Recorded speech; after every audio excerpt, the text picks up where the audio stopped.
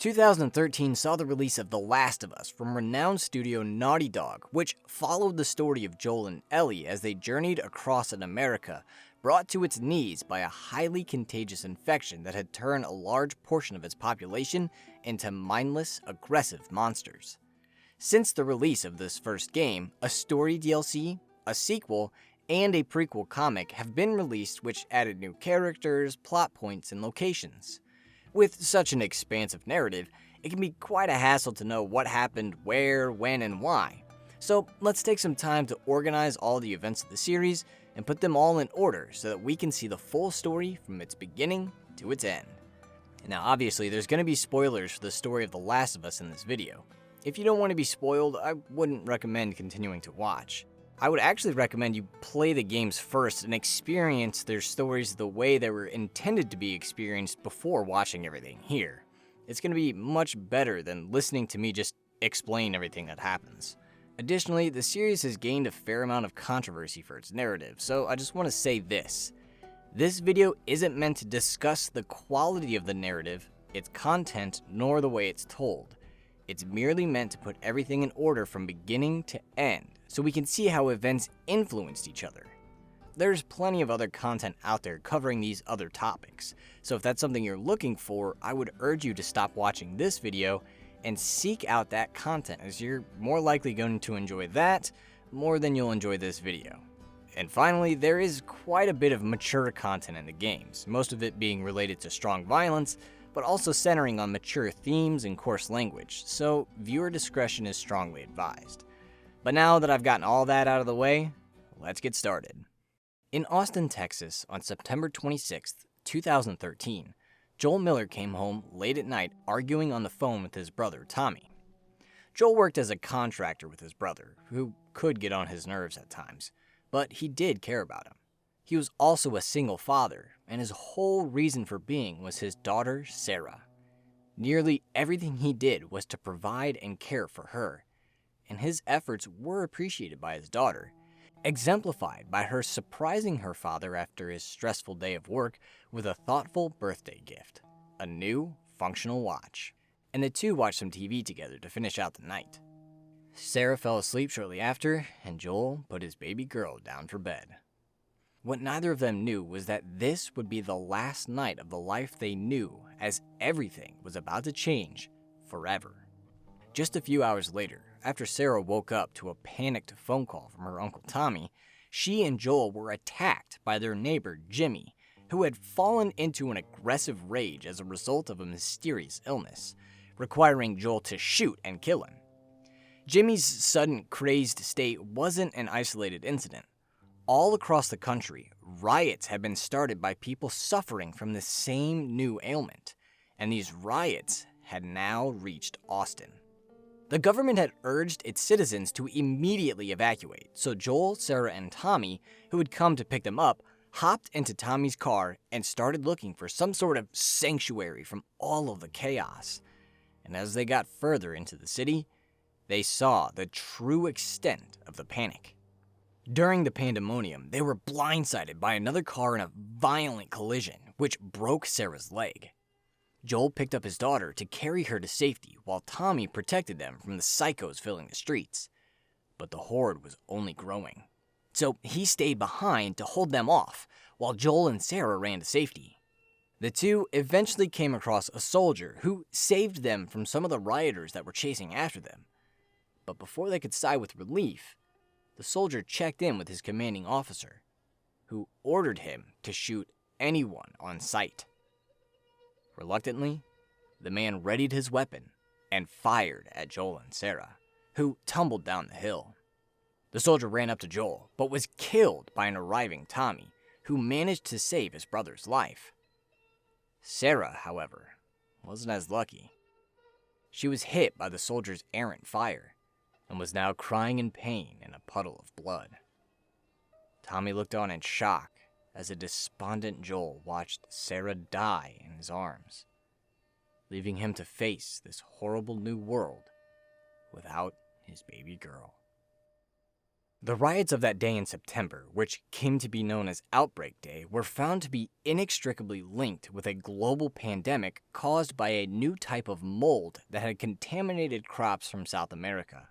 People that had consumed these tainted items after they were imported into their countries would start to feel normal symptoms of being ill, headaches, cough, fever, but would eventually fall into a psychotic, aggressive state in which they would try to kill anybody nearby, even their own loved ones. Eventually, it was found that the mold was a novel form of the cordyceps fungus.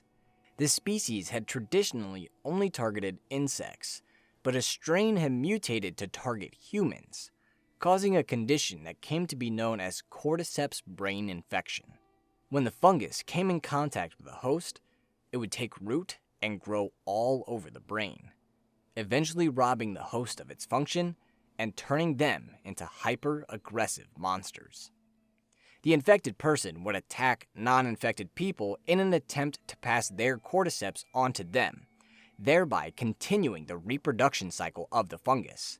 But even if they were stopped and killed or died from their infection, they could still infect others, as the cordyceps within would sprout large plants all over their corpse that would dump millions and millions of spores into the air, hoping a passing, unsuspecting victim would breathe one in and continue the cycle.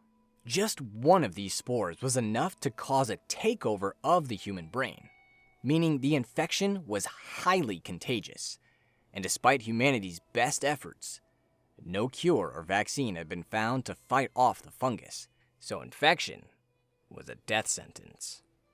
As time passed from Outbreak Day, it was found that the cordyceps fungus actually had a life cycle that it underwent while inside an infected individual, which would cause physical and behavioral changes to the host as the parasite aged. As these changes manifested, the host was said to have entered a new stage of the infection, of which there were 4 officially recognized. The first stage emerged within 2 days of exposure and was the stage responsible for the chaos of Outbreak Day.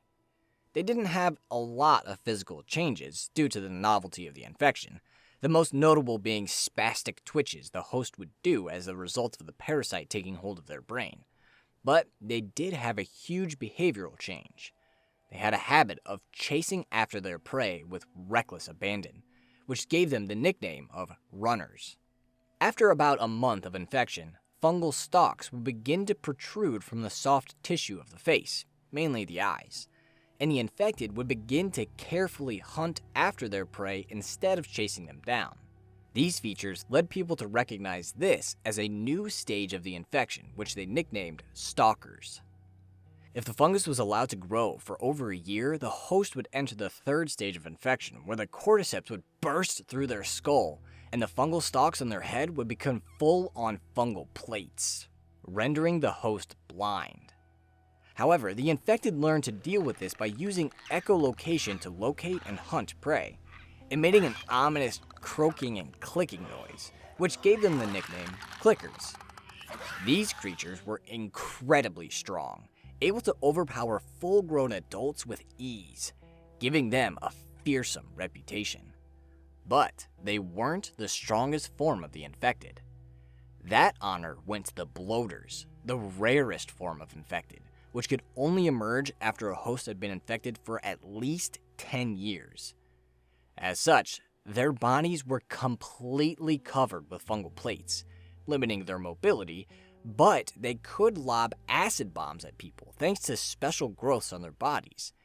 And if they got a hold of someone, they could rip them apart with their bare hands. These were the 4 most recognizable forms of infected that had ravaged America, but they weren't all the forms. There were infected that were unique to certain parts of the country thanks to the environmental conditions there. For instance, in humid environments, there were reports of clickers becoming shamblers instead of bloaters, creatures that sprayed an acid cloud over their victims. So the full extent of the course a cordyceps infection could take wasn't fully known. What was known was that the cordyceps brain infection had either killed or infected 60% of the world's population, forcing humanity to fall back into quarantine zones, where little pockets of civilization still survived. In America, these were usually housed in what remained of U.S. cities, places like Pittsburgh, Atlanta, and Seattle. But they were far from their former selves, being full of ruined buildings and collapsed roadways. Martial law was declared relatively quickly after the outbreak occurred, so these zones were governed by what was left of the military, as well as a branch of the government named FEDRA, the Federal Disaster and Response Agency. They were responsible for distributing goods and food, maintaining peace and order, and protecting the citizens from the monstrous hordes of the infected. However, these zones weren't always able to stave off the tireless force of the infected, and some, like Las Vegas, were completely overrun by the creatures.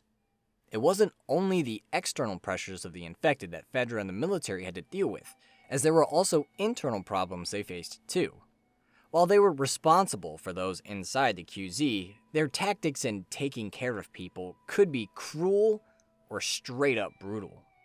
The denizens saw these tactics as the representations of an oppressive regime, and, as is human nature, rebelled against it.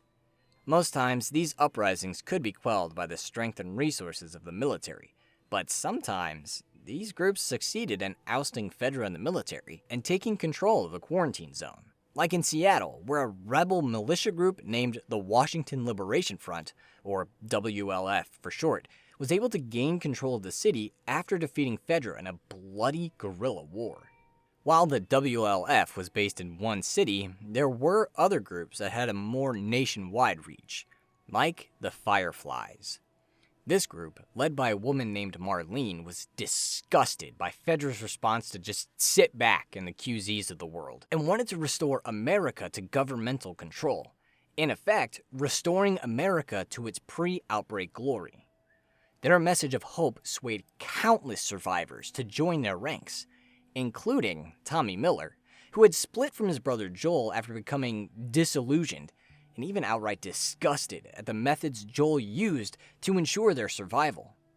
Having his daughter die in his arms had turned Joel into a cold, emotionless man, and he had no qualms about resorting to brutal or merciless methods, like ambushing unsuspecting people to forcibly take their supplies to survive in the new post-apocalyptic world.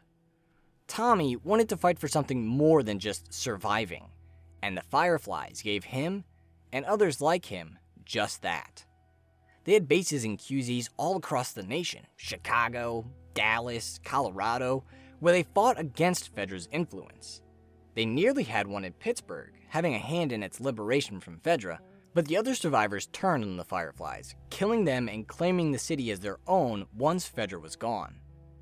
Boston was another focus of theirs, and it was here that they would make a startling discovery that had the potential to change the course of human history, and it would come from a young girl named Ellie. Ellie had been born after the outbreak to a woman named Anna, but shortly after her birth, her mother passed away, so Ellie was left in the care of one of her most trusted friends, Marlene, the leader of the Fireflies. Marlene didn't raise Ellie with the intent of bringing her into the Fireflies' cause, instead choosing to give her a safer life. So, in the fall of 2032, at the age of 13, Ellie was on her way to a military boarding school in Boston, where she was going to be raised to become a soldier in the military. Here, Ellie was saved from getting beat up by a group of bullies by another girl named Riley, who proceeded to pickpocket her, requiring Ellie to stand up to her later, an event that impressed Riley. Ellie caught her sneaking out of the school later that night, and, perhaps swayed by the events earlier in the day, convinced her to bring her along. Riley led her across the rooftops to Boston to a derelict mall, but before going in, she asked Ellie what she wanted to do with her life. When Ellie admitted she didn't really have a clue, Riley started to explain that the military thrives on that thinking, and that she wasn't going to be brainwashed like everybody else. But when Ellie asked her what she was going to do, Riley wouldn't say and jumped into the mall. Inside, after passing an old arcade, they met Winston, an old soldier who was assigned to guard the mall. In exchange for some alcohol, Riley convinced him to give Ellie lessons on how to ride a horse. As they were getting the horse ready for the ride, Ellie returned to the previous conversation, asking Riley if she was trying to get kicked out of the military. But Riley explained that that wasn't the answer either, as you still ended up beholden to the system and the general population. It seemed like she had an answer, but was holding it back. The two got back to Winston, who helped Ellie into the saddle and walked her around the mall, reminiscing about the past. They returned a short time later and started to say their goodbyes when an explosion rocked Boston.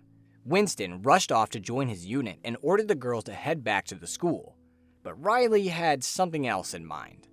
While Winston and Ellie were riding around the mall, Riley had stolen a radio from his belongings, and now she switched it on and learned that the Fireflies were in the area. She told Ellie that this was the way out. She was going to join the Fireflies and ran off to meet them. Ellie hesitated for a moment, then followed after Riley. The two crossed the rooftops and, using the chatter on the radio, found where the fighting was happening. The Fireflies were pinned down, and it didn't look good for them, so Riley wanted to intervene. She and Ellie threw smoke grenades down into the crossfire, which gave the Fireflies enough cover so they could escape, to which Riley let out a big cheer, which brought the attention of the military. Dodging their fire, the two escaped from the soldiers and hid in an alley. They only had a moment to catch their breath, as while they were digesting all they'd just experienced, an infected stumbled out of a nearby building and attacked them. It was a harrowing experience, but together they were able to kill the infected with no injuries, despite it seeming like Riley had been bitten at one point, which was a huge relief. They didn't get to celebrate their victory long, however, as more infected began to pour out of the building. The girls made a run for it, but they got themselves cornered. Just before the infected could tear into them, they were saved by the Fireflies. Riley was incredibly excited about meeting them face to face, but her excitement was cut short as she was knocked out by one of the soldiers. Ellie was about to meet the same fate when one of the Fireflies recognized her. It was Marlene, the leader of the organization and her guardian. Recognizing this wasn't the place to talk, Marlene ordered the girls to be bagged and brought with them. They brought the girls to a tunnel where they untied them and released them, Marlene giving Ellie an envelope before letting her go. But Riley took this opportunity to try and join them. Marlene began to refuse when they were interrupted by some goons trying to coerce them to pay a toll, which resulted in a shootout. Despite the danger, Riley intervened and helped the Fireflies win the shootout. One of the Fireflies fell in the fighting, and as Marlene mourned over his death, Riley pointed out her contribution, believing it showed her worth. That set Marlene off, and she took Riley to the ground while one of the other Fireflies restrained Ellie. She showed Riley the body of her fallen comrade to show her the true cost of fighting with the Fireflies, then offered to take the payment up front if she was still so dead set on becoming one. But at that moment, Ellie broke out of the grasp of her captor, grabbed his gun, and pointed it at Marlene to make her stop. Marlene was able to defuse the situation by telling Ellie about her relationship with her mother, and telling her that the envelope was a letter her mom wrote to her before she died. She promised that, in due time, she'd tell Ellie all about her, how she sacrificed everything so Ellie could live. But for now, she couldn't waste the gift her mom gave her, so she needed to go back to the school and stay safe.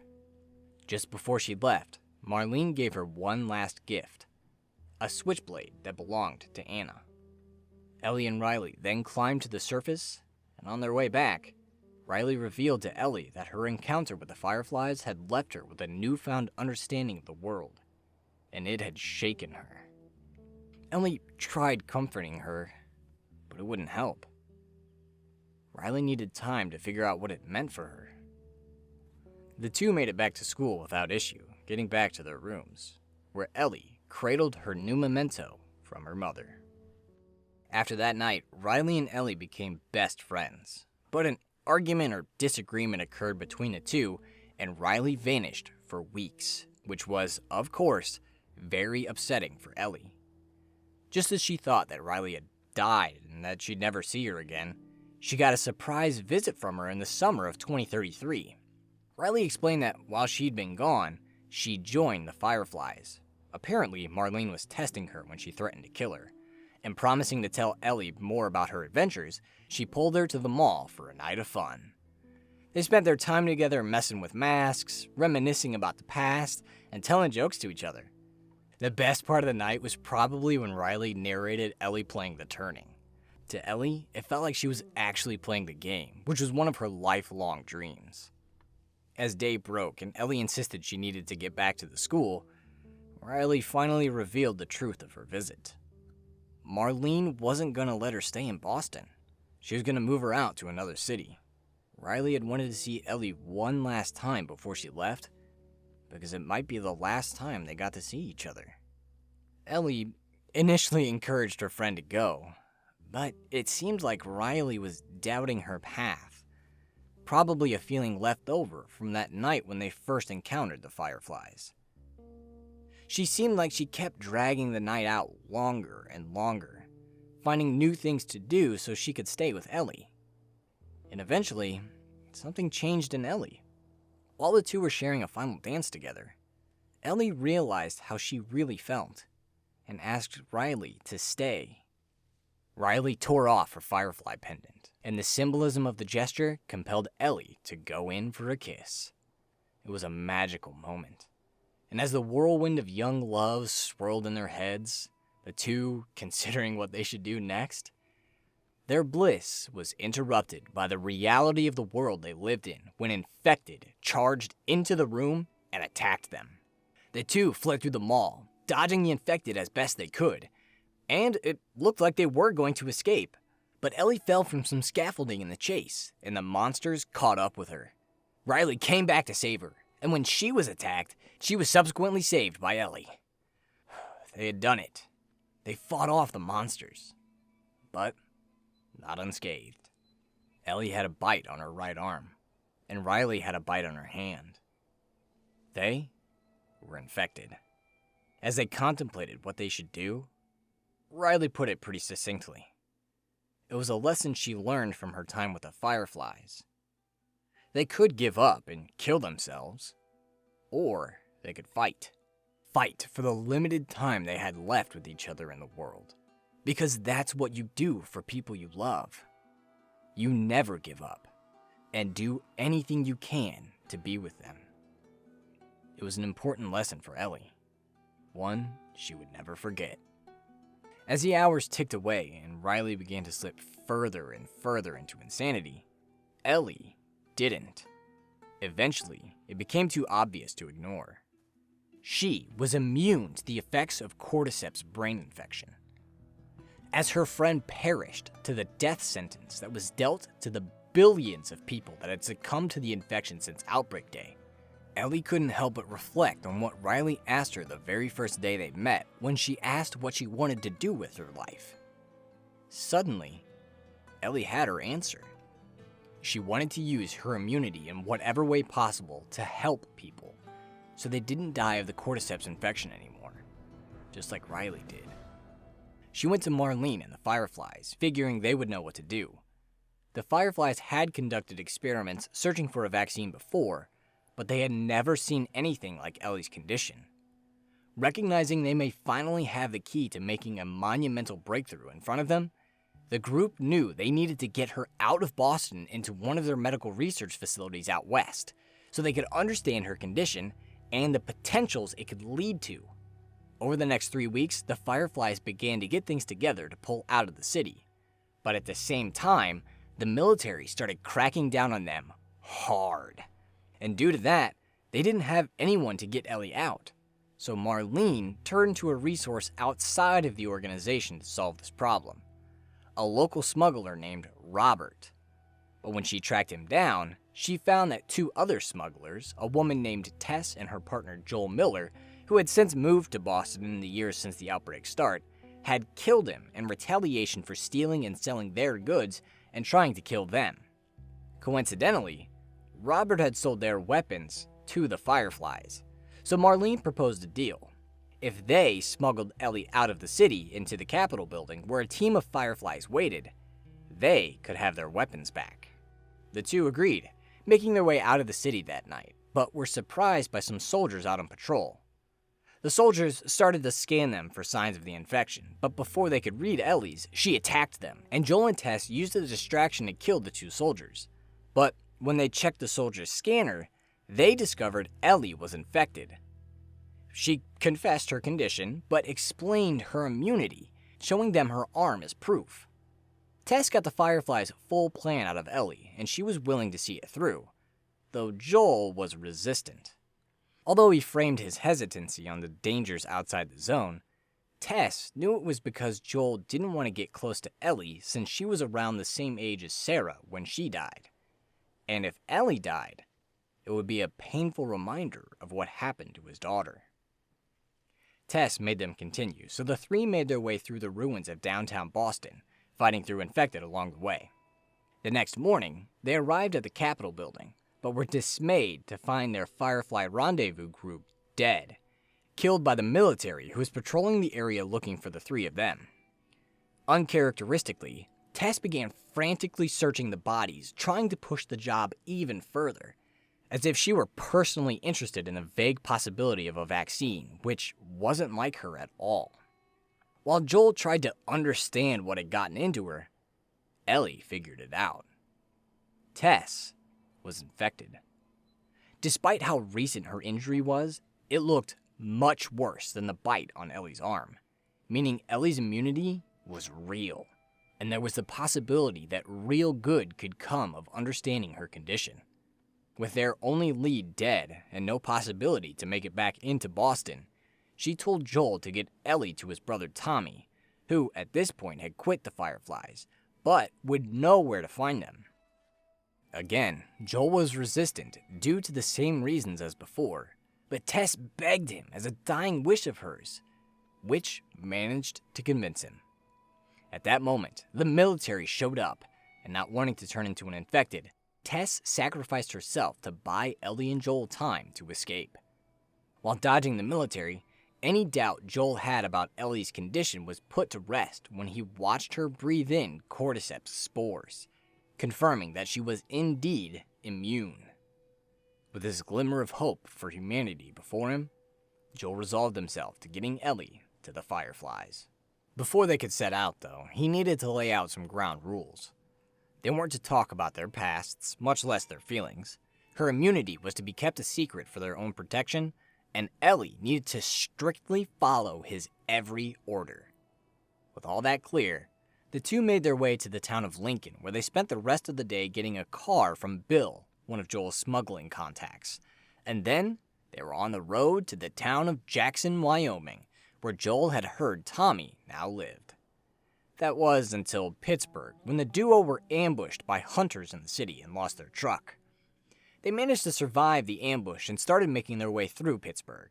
While cutting through an abandoned hotel, the two got separated, and while trying to make his way back to Ellie, Joel was surprised by one of the hunters, who overpowered him and began to drown him. It was looking grim for Joel until someone grabbed his gun and killed the hunter, saving him. It was Ellie who had come looking for Joel when he didn't come and find her. This was the first time Ellie had killed a non-infected person, and as the moment sank in, she truly saw what they would need to do in order to survive. But Joel was pissed. Despite Ellie having saved his life, she had disobeyed him, which apparently was worse than letting him die. It caused some tension between them, but the truth of the matter was that Joel was appreciative. He just struggled to show it. Moments later, he got a chance to show how he felt when he let her use a rifle to cover him while he fought off more hunters, and even gave her a firearm of her own after they won. Up to this point, he was very reluctant to let her do anything on her own. But now, he trusted her, indicating the dynamic of their relationship was changing. As they continued on, they came across two other survivors, Henry and his little brother, Sam, who were also looking for the Fireflies.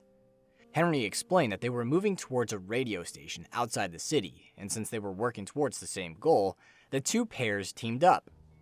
As they traveled together, the similarities between the two pairs began to emerge. Henry was taking care of Sam like Joel was taking care of Ellie, and Sam and Ellie were struggling with surviving in a post-apocalyptic America while just being kids. Their resemblances made a strong bond between the group natural, and with their combined strength, they were able to fight off the Pittsburgh hunters in the suburbs outside the city and escape from a huge horde of infected to make it to the radio station. That night, while Joel, Henry, and Ellie were getting along sharing stories, Sam was more melancholy when Ellie came to visit him later.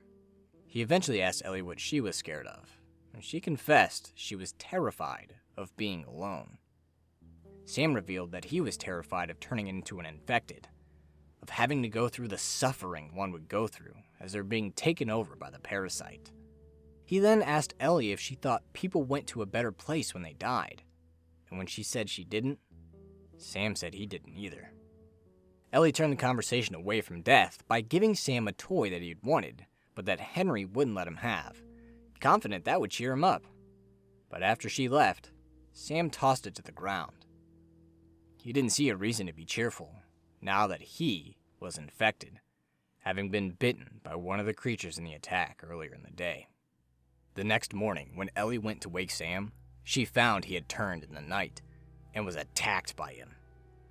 In a heart-wrenching scene, Henry was forced to kill his brother to save Ellie, but he was absolutely distraught at what he'd done. Not able to cope with what just happened, he turned the gun to his head and killed himself. After several more months of travel, stretching into the autumn of 2033, Joel and Ellie made it to Jackson County in Wyoming, where they'd found Tommy holed up in a dam above Jackson. The years had been kind to him. He'd since gotten married to a woman named Maria, he'd become the leader of a community, and had been working on creating the world he'd always hoped could be built. While they were catching up, Tommy told Joel he'd gone back home to Texas and tried to give his brother a memento from his journey, a picture of Joel and Sarah at one of her soccer games. However, Joel was still completely closed off emotionally due to the trauma of her loss, and instead of accepting this treasure and having to deal with the feelings, he handed the picture back to Tommy. The two got some alone time shortly after, where Joel divulged the news of Ellie's immunity to Tommy. But instead of just asking where to find the Fireflies, Joel tried shoving off the responsibility of delivering Ellie to the Fireflies onto Tommy. He tried arguing that it was for Tommy's cause, but it was more likely that he didn't want to risk getting close to Ellie, only to have to deal with that terrible pain of loss should he lose her. Feelings that probably emerged when he saw the tragic end of Henry and Sam. Tommy obviously refused, not willing to risk losing his family and community over this far-fetched claim of his brother's, which started an argument between the two. But before it could go very far, the dam was attacked by bandits. Upon repelling the attackers, Tommy watched Joel and Ellie interact, and something clicked in him. Maybe he recognized the importance of Ellie's immunity and what it could mean to the world. Maybe he understood the struggle Joel suffered traveling with Ellie, and he wanted to take the burden off his brother. Whatever the case was, Tommy changed his mind and agreed to take Ellie to the Fireflies. Maria didn't take the news too well, and while the two argued over his decision, Joel and Ellie looked on. Ellie wondered what was going on, and when Joel kept dodging her questions, she got a pretty good idea of what was happening. She stole one of the horses and rode out into the woods. Joel and Tommy gave chase shortly after. They found her in an old abandoned ranch, and Tommy, understanding the moment, let Joel and Ellie have some time alone. Joel found Ellie upstairs, and she soon revealed what set her off. She thought that they had grown close and that he was going to be with her until the end. So, hearing that he was just going to shove her off onto Tommy really upset her. Joel started giving some weak excuses, which made Ellie realize what his hesitation was really about. It was a trauma response from when he lost Sarah, who Maria had told her about. Joel warned her to stop, that who and what she'd lost was nothing compared to his own loss. But Ellie decided to tackle the issue head on and tell him why she was really upset at him. Joel was the only person she cared about that hadn't died or left, and she was terrified of Joel leaving because that would leave her all alone again. But this heartfelt plea wasn't enough to break through the walls Joel had put around himself. And with an icy cold glare, he told her that they were going their separate ways. Tommy then interrupted and informed them that the bandits had followed them to the ranch. The trio quickly dispatched their attackers and started making their way back to Jackson. They rode back in silence, which gave Joel some time to reflect. And as he thought more about Ellie's words and feelings, about the loss they had both experienced, something stirred in him. Just as they got to Jackson, right after Tommy told him that the Fireflies had a lab in the University of Eastern Colorado, Joel revealed to Tommy and Ellie that he had had a change of heart. He'd be the one to take her to the Fireflies, much to Ellie's delight. Obviously, this put him in danger of feeling that pain of loss again, but the joy he would feel making Ellie happy was worth the risk. Before Joel and Ellie left, Tommy extended one last courtesy to them. There would always be a place in Jackson for them if they ever needed one. With their new path laid out before them, the two headed towards their new destination. They arrived at the University of Eastern Colorado a few weeks later, and while initial signs were promising, as they got deeper and deeper within the campus, they didn't come across anybody, much less fireflies. Even the science building, which had evidently been used by the organization for medical research and experiments, was empty. The only sign they found of any Firefly members was deep in the building, where they came across the body of a Firefly who had shot himself after getting infected by a monkey that the group was conducting cordyceps experiments on. And on the desk next to him was a voice recorder. With his final words, he told anyone listening that the Fireflies had since moved to St. Mary's Hospital in Salt Lake City. As the two talked about what it would take to get there, Joel noticed a light. He got Ellie to duck down just as a bullet shattered the window. They were being attacked by bandits. They began to fight their way out of the school, but before they escaped safely, one of the attackers pushed Joel off a balcony, where he fell onto a jagged piece of rebar, which impaled his stomach. Despite this grievous wound and an immense loss of blood, Joel was able to stumble out of the school thanks to Ellie's persistence and resourcefulness. Just as the two escaped the school and lost the bandits, Joel collapsed from his injury and fell unconscious. In a reversal of roles, Ellie was now the one that had to take care of him, and it didn't look good. Joel had a devastating injury that, if it wasn't tended to quickly, could kill him, and he still had recovery to go through even if it could be closed. The cold of winter was approaching, where an unlucky turn of weather could freeze them both to death, and Ellie would have to scrounge enough resources for both of them without Joel's help. The odds were stacked against them, and Ellie could have looked at that and just let Joel perish in the cold, cut loose the dead weight. In a way, it would be easier for her to survive without having to look after him. But she remembered that last lesson Riley taught her all those months ago, that there are a million ways to die every day, but until that moment comes, you fight for those you love. So Ellie knew she was going to do something to take care of Joel. She had gotten him to an abandoned mall where, luckily, she found some medical supplies in a crashed helicopter. As she made her way back, she had to fight through infected that dwelled there, as well as more of the bandits to get back to him. Whereupon, she successfully stitched him up and got him out of there safely, taking him to the basement of a house in an abandoned neighborhood where Joel would be able to rest and regain his strength. Sometime later, Ellie was out hunting for food when she was approached by two men, David and James. Coming from a large community, they asked Ellie if they could trade her for some of her meat, an offer she said she'd accept for medicine for Joel. So David had James head back to their community to collect the medicine. In the meantime, David and Ellie took shelter from the cold, where David tried to pry some information out of Ellie, like who she wanted the medicine for, but she stayed reserved. Their pleasantries were interrupted by a horde of infected, and luckily, the two managed to fight them off. David was impressed by Ellie's tenacity and resourcefulness. In fact, it reminded him of a strange story. A group of his men were recently killed by a crazy man who was traveling with a little girl.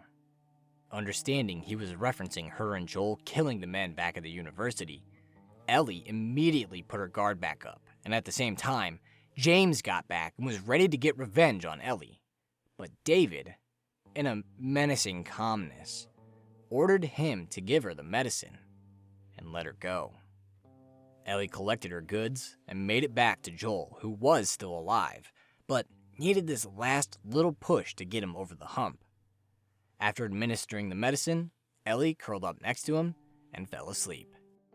She was woken up the next morning by the sounds of David's men searching for her in the neighborhood.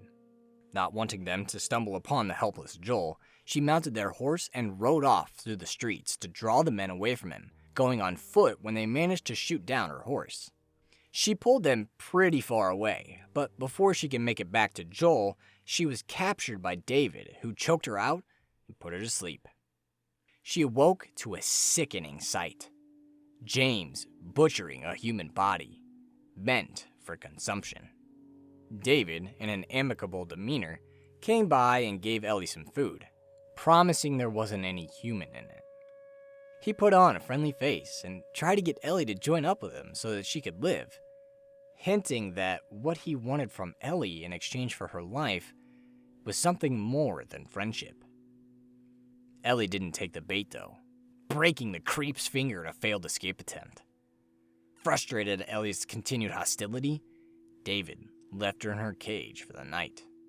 Back at the house, Joel woke to a cold, empty building. When he went to look for Ellie, he was greeted by the men that Ellie had left behind in her escape. Realizing these men likely had something to do with Ellie's disappearance, Joel captured 2 of them and brutally beat and tortured them in order to learn where she'd been taken, coldly killing them even after they'd given up the information he wanted. He got to the town the next morning, the same time a large blizzard blew through, and overheard some of the men talking about an infected girl being loose in the streets. The infected girl was a reference to Ellie, who, just before Joel rolled into town, was woken up by James and David. David had given up trying to get her on his side, so the 2 got ready to butcher her. Just before they killed her, though, Ellie thought to use her infection as a reason they couldn't eat her. Having just been bitten by Ellie in a struggle, David had to confirm it, and was dismayed when he saw her bite mark, but was also confused because it looked healed. Ellie used the confusion to kill James and escape from David, fleeing off into the storm. It wasn't long until David found her in an old restaurant, and while the building caught fire and started to burn around them, he tried to kill her. She was able to avoid him for a while, using her smaller size to sneak around and launch surprise attacks on David, but eventually, he was able to overpower her and started to strangle her. However, Ellie managed to grab a hold of David's machete and with a vicious frenzy, chopped him to death. Someone grabbed her from behind and she started to fight until she found that the person was Joel. He was here, having been led to the restaurant by the fierce flames consuming the building. And now, Ellie was safe. The relief washing over her, she broke down in tears, and Joel, in a break from his cold demeanor, embraced and comforted her. The time they'd spent together had finally broken him down, and feelings of attachment, love, and care had grown within him. Now, Ellie was his baby girl. Together, the 2 turned their back on David's bloody corpse and left his awful town behind them. Winter thawed to spring, and around March 23rd in Salt Lake City, a band of fireflies led by Marlene finally finished their trek across the country and arrived at St. Mary's Hospital. To their dismay, they learned that Ellie never showed up. The disappointment was palpable. They had a once-in-a-lifetime chance to save the world, and they'd blown it.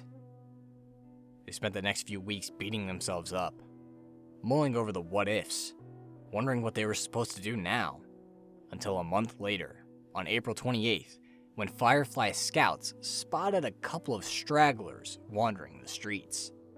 These stragglers were Ellie and Joel, who had finally made it to Salt Lake City, although not exactly okay. While Joel was used to the terrible things that were sometimes necessary in order to survive, it was all very new to Ellie, and the events of the winter had been weighing on her, making her distant and distracted.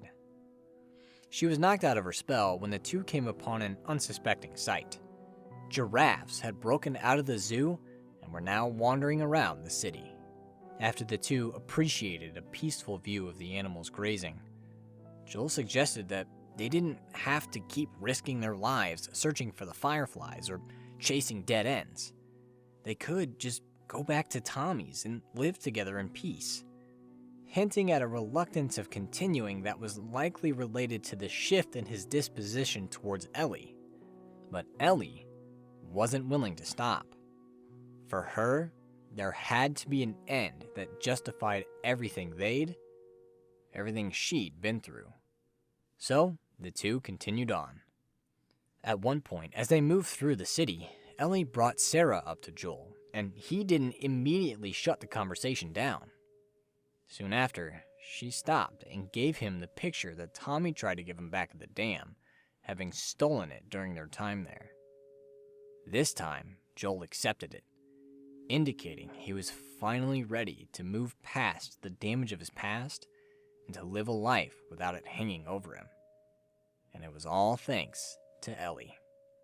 They still had to find the hospital, though, and to get there, they had to pass through some underground tunnels, which went well until some debris that they were climbing was swept away by rapids coursing through the tunnels, taking the two of them with them. While Ellie was knocked out, Joel maintained consciousness and rescued her from the water, but she wasn't breathing, so he started chest compressions. At that moment, the Firefly scouts that had seen them before happened upon them and knocked Joel out.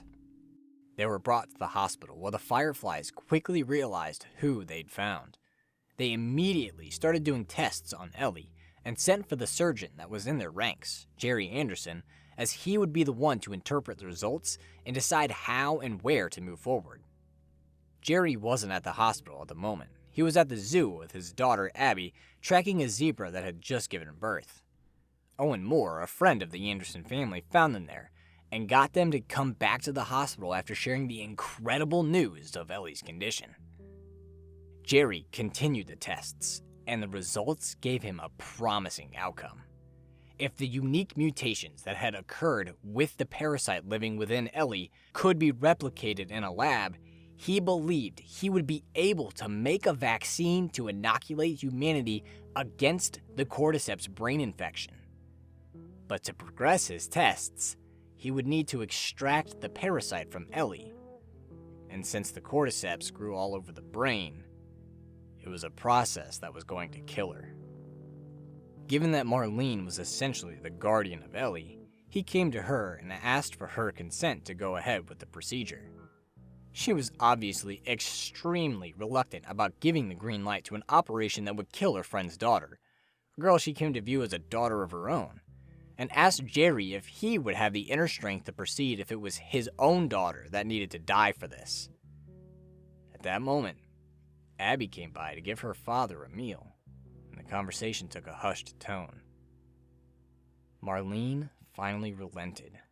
She gave Jerry her consent and left to go tell Joel what was going to happen with Ellie. After she left, Abby comforted her father, supporting his decision and confiding that she would want him to go ahead with the surgery if she were the one on the table. On the other side of the hospital, Joel awoke to find that he was in a room with Marlene. His first concern was Ellie's safety, and Marlene confirmed she was safe. He asked to see her, to which Marlene broke the news of Ellie's impending surgery, that after the mutated cordyceps within her was extracted, it could lead to a vaccine. Joel, realizing the operation was going to kill her, and he would lose another loved one, another daughter, tried to get Marlene to call it off, to the point of being hostile. She refused, telling him that she understood his pain, but that this was the only choice they could make, because the ramifications of this choice would affect thousands, millions of people, making it bigger than any one of them. But to Joel, there was another choice. Despite the good that could come to the world if he let them proceed with the operation, despite Marlene's plea that he not waste the gift of Ellie's condition and her sacrifice to save so many people, Joel decided he was going to stop the surgery and save Ellie's life, by any means necessary. Marlene had decided to let him leave with his life against the wishes of the rest of the Fireflies, and Joel took advantage of this bit of mercy and attacked his escort. He got the location of the OR from the man and proceeded to fight his way there, killing dozens of Fireflies along the way. When he finally made it to the OR, Jerry tried to stop him, but he was no match for Joel's fury and was killed by him. Joel then picked his baby girl off of the operating table and ran off through the hospital, a pulsing alarm light bathing the halls in red. As he dodged his pursuers, Abby, on alert like the rest of the hospital, made her way to the OR where she knew her father was. She saw him lying lifeless in a pool of his own blood and broke down in tears, devastated at her father's death. Joel, meanwhile, had made it to an elevator, and after pulling the emergency stop so the Fireflies couldn't give chase, he stepped into the parking garage, where he was greeted at gunpoint by Marlene, who tried to appeal to Joel one last time. She explained that Ellie would want this. She would want to sacrifice her life for everyone else so that she could save them, and her life could have meaning. Still believing Joel would do the right thing, Marlene held up her hands to give him the chance to give Ellie up. But Joel used the opening to shoot Marlene in the gut. He hastily put Ellie in a truck, and before leaving, walked over to Marlene, who begged him for her life. Joel, not wanting her to come after Ellie, shot her in the head, not willing to show Marlene the same mercy she showed him. Sometime later, as Joel drove away from Salt Lake City, Ellie came to consciousness and asked him what happened. Joel started to tell her the story, but instead of telling her the truth, which he knew she would be horribly upset by, probably to the point of having nothing to do with him, he told her a lie. That there were dozens of immune people. That the Fireflies haven't been able to do anything with their immunity. And that they'd stopped looking for a cure. In order to protect himself from losing another daughter, Joel just gave Ellie the news she feared worst. All of it. The journey from Boston, the people they'd killed, the sacrifices they'd made, the people they lost to infection. All of it had been for nothing. Ellie just turned over silently at the news. It wasn't until weeks later, when the two had made it to Jackson, that Ellie finally spoke up. She tried to confide in Joel about how the burden of her immunity made her feel as she watched Riley and Tess and Sam and so many others be doomed to die after being bitten or even just breathing air while she was powerless to do anything to help. But Joel wasn't listening to her. So she just cut to the chase. She asked him, point blank, whether his story about the Fireflies was true. And Joel looked her in her eyes and lied to her face. Ellie had no choice but to accept it as the truth. And with that, the two made their way down to Jackson, where they were going to live the rest of their lives together. However, the story is far from over, for as the saying goes, no good deed goes unpunished. And the actions Joel took that fateful day in the hospital to protect himself from loss will have numerous consequences that will affect not just him, but those he loves for years to come.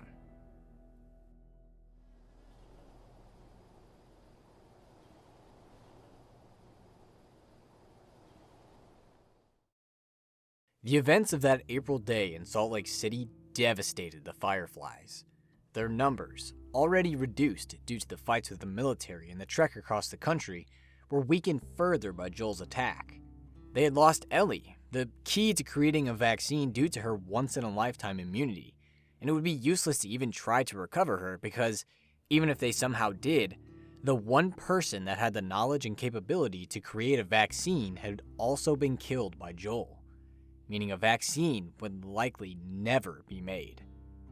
And they had lost their leader, the one whose voice, drive, and leadership bound them all together and focused them on the same goal. All of this loss was too much for the group to handle, and the surviving members voted to disband.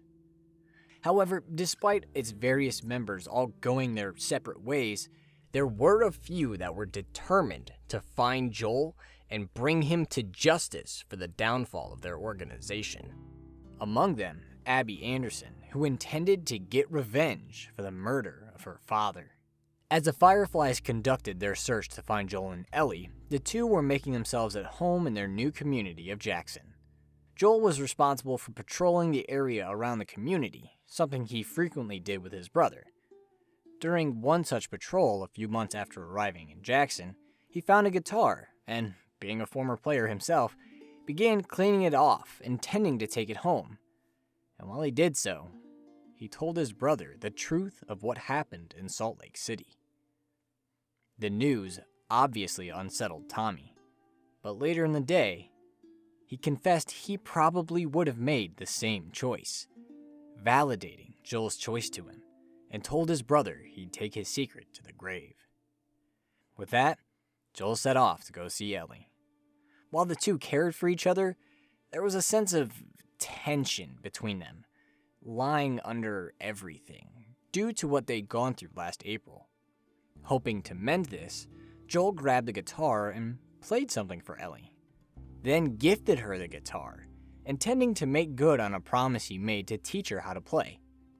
He told a joke just before he left to leave Ellie with a smile, then turned in for the night. Over the course of the next year, things went well for the two. Joel reconnected with his brother and was content to be a father for Ellie, and Ellie got to just be a kid for a time, goofing around with friends like Kat and Dina. For Ellie's birthday, Joel took her to the ruins of the Wyoming Museum of Science and History, which Ellie was ecstatic about. Most of the exhibits were still intact, too, so the two spent the day looking at all the dinosaurs and playing with old hats and seeing a bunch of space equipment.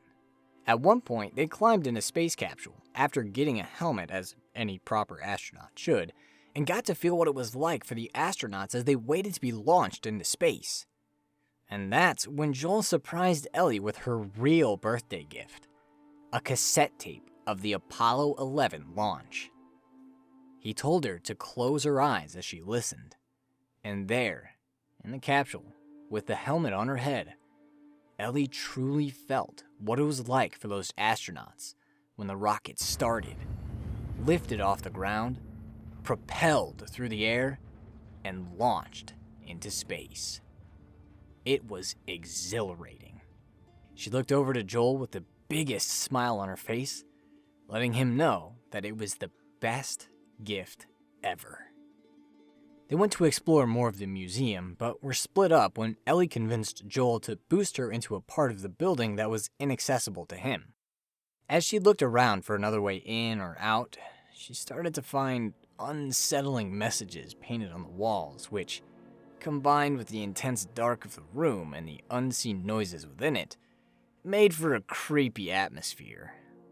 Adding to the mood was the body of a man that had committed suicide some time ago. He was apparently the author of the messages, as he had a note next to him where his rantings continued, although these were likely his final words before the end. In the next room, the tension was released as a boar sprang from the darkness and knocked Ellie over. Joel then burst in from outside, bringing daylight with him. And in the revealing light of the sun, the two found the man's final bit of graffiti, a large firefly symbol with the word liars underneath it. Evidently, the man inside had been a firefly once, one who had done and seen terrible things for their cause. It had left him with mental trauma, but he kept doing them because it would all be worth it. Well, they hadn't been, and the man damaged by the lies the Fireflies fed him, took his own life to find peace. Yet, there was something more about the image that resonated with Ellie and Joel. For Joel, it evoked the memory of the lie he had told Ellie about the Fireflies that he maintained to this day. The lie that, if the truth were ever uncovered, could destroy the relationship he had with his surrogate daughter. For Ellie, it brought up the feelings of doubt she'd had in Joel's story about the Fireflies ever since he told it to her. The inconsistencies in it, which forced her to consider the thought that Joel was the liar.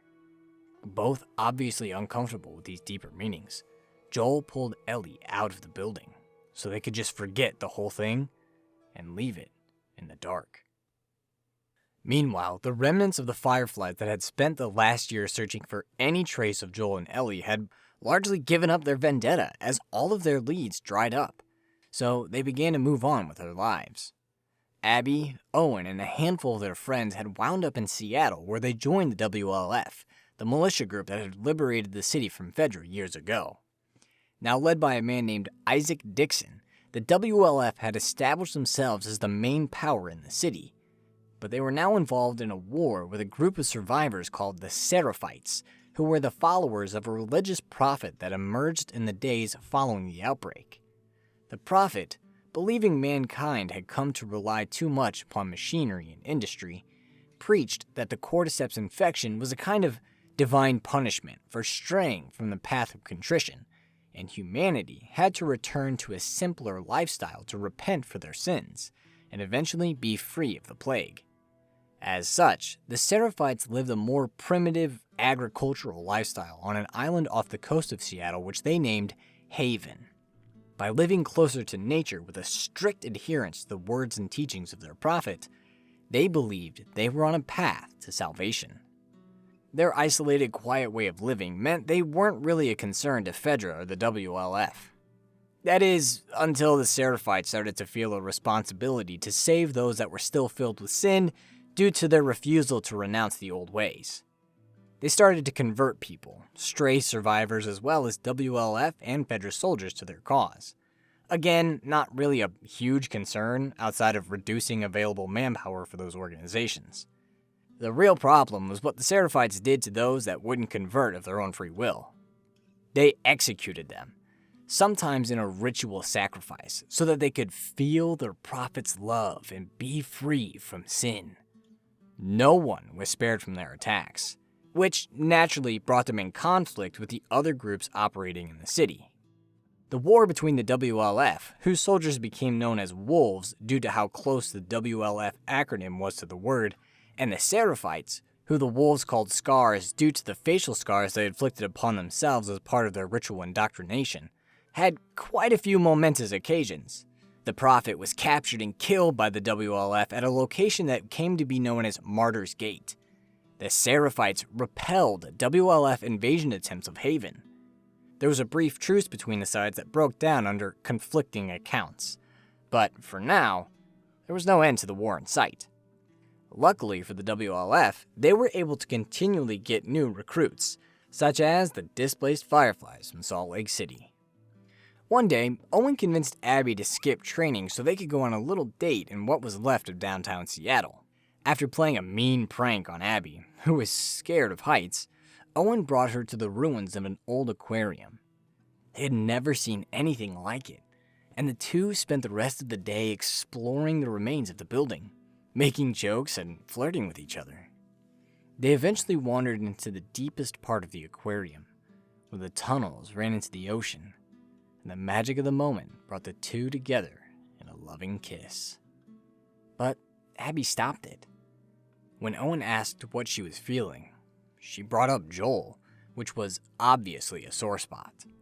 Whereas Owen had moved on, Abby was still hoping to find him, despite it seeming like Joel was gone with the wind.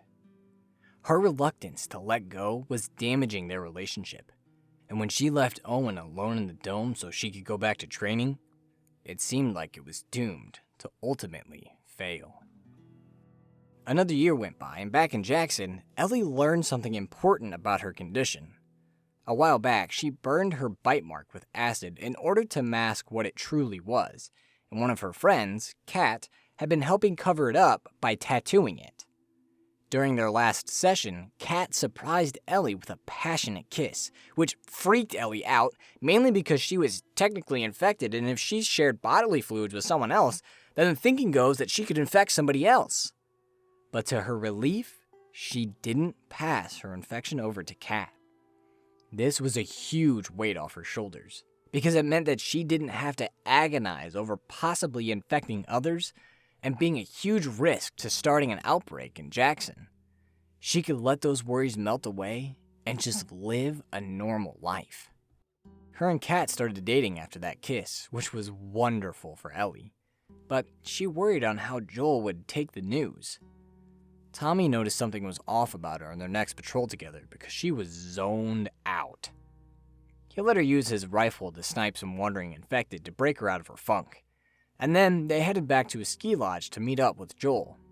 Along the way, Tommy let drop that Joel had noticed Ellie was acting distant and pushed her to talk to him.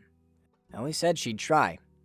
She got her moment not long after when Tommy suggested the two go into town and get some new guitar strings from the music shop. They made some polite small talk on their way there and even had a small connection when Joel mentioned he'd been trying to read the comics that Ellie was into. The path they were going to take to the store was blocked, so they decided to pass through a neighboring hotel. It wasn't as safe as it seemed, however, as they soon came across infected that made the building their home. They started to clear out the building since they were on patrol, but while doing so, Ellie alerted a bloater. They did their best to fight off the monster, but things looked grim when it managed to get a hold of Ellie. It was getting ready to rip her apart when Joel came to her rescue, chopping the bloater down with a machete in a particularly visceral and bloody scene. Thankful for their luck, they continued making their way through the hotel, coming upon a dead body with a clicker lying close by. Ellie recognized the patch on their pack and realized the two were Adam and Sydney, a teen couple that had run away from Jackson last year. According to a note on a nearby table, the two hadn't even made it an hour out of the city when they were bitten by passing infected. They agreed to kill themselves in order to escape the fate of turning into one of the monsters. But after killing Sydney, Adam couldn't kill himself, so he stayed here, eventually turning into the clicker that Joel had killed moments before. Seeing more casualties of the cordyceps infection again filled Ellie with those feelings of helplessness and doubt. She chose now to confront Joel about the inconsistencies in his story about the fireflies. She told him how disappointed and frustrated she felt when she found he pulled her out of the hospital without letting her at least talk to the fireflies, the very thing they had done everything for. And despite hearing how much the whole thing meant to her and how she was tearing herself up inside over it, Joel doubled down on his lie. He ended the conversation, and the two exited the hotel to go back to Jackson. However, the matter wasn't settled for Ellie. The question still burned in her head. The inconsistencies still tugged at her mind. And realizing she was never going to get anything different out of Joel, she decided to take matters into her own hands. She went back to St. Mary's Hospital in Salt Lake City all on her own, and found there was still a lot of stuff left behind by the fireflies.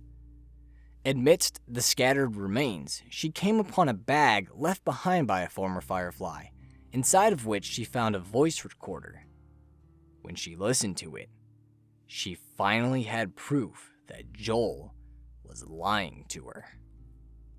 Playing the recorder over and over, she waited outside the hospital. Waited for Joel.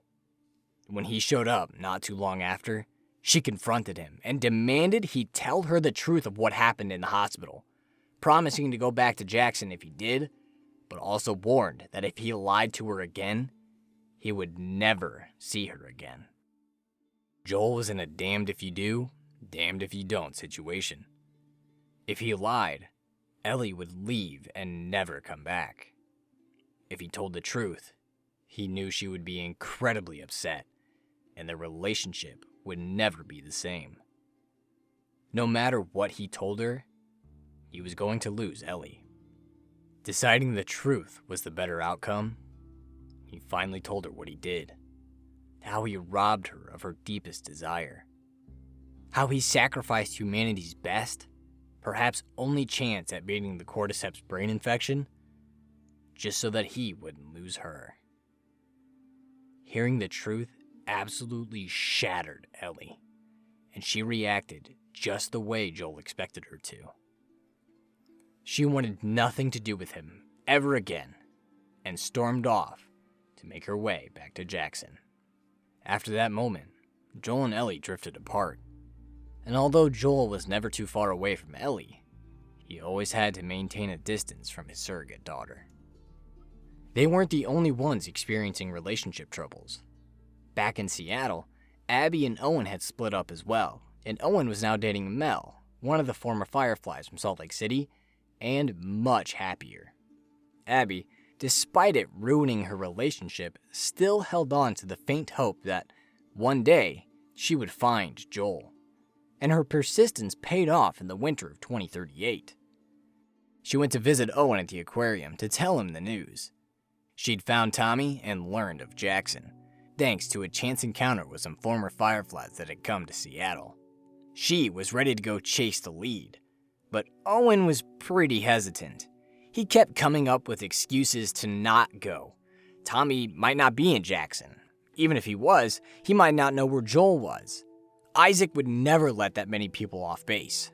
But Abby had an answer for every single one of his doubts. So Owen relented and agreed to go.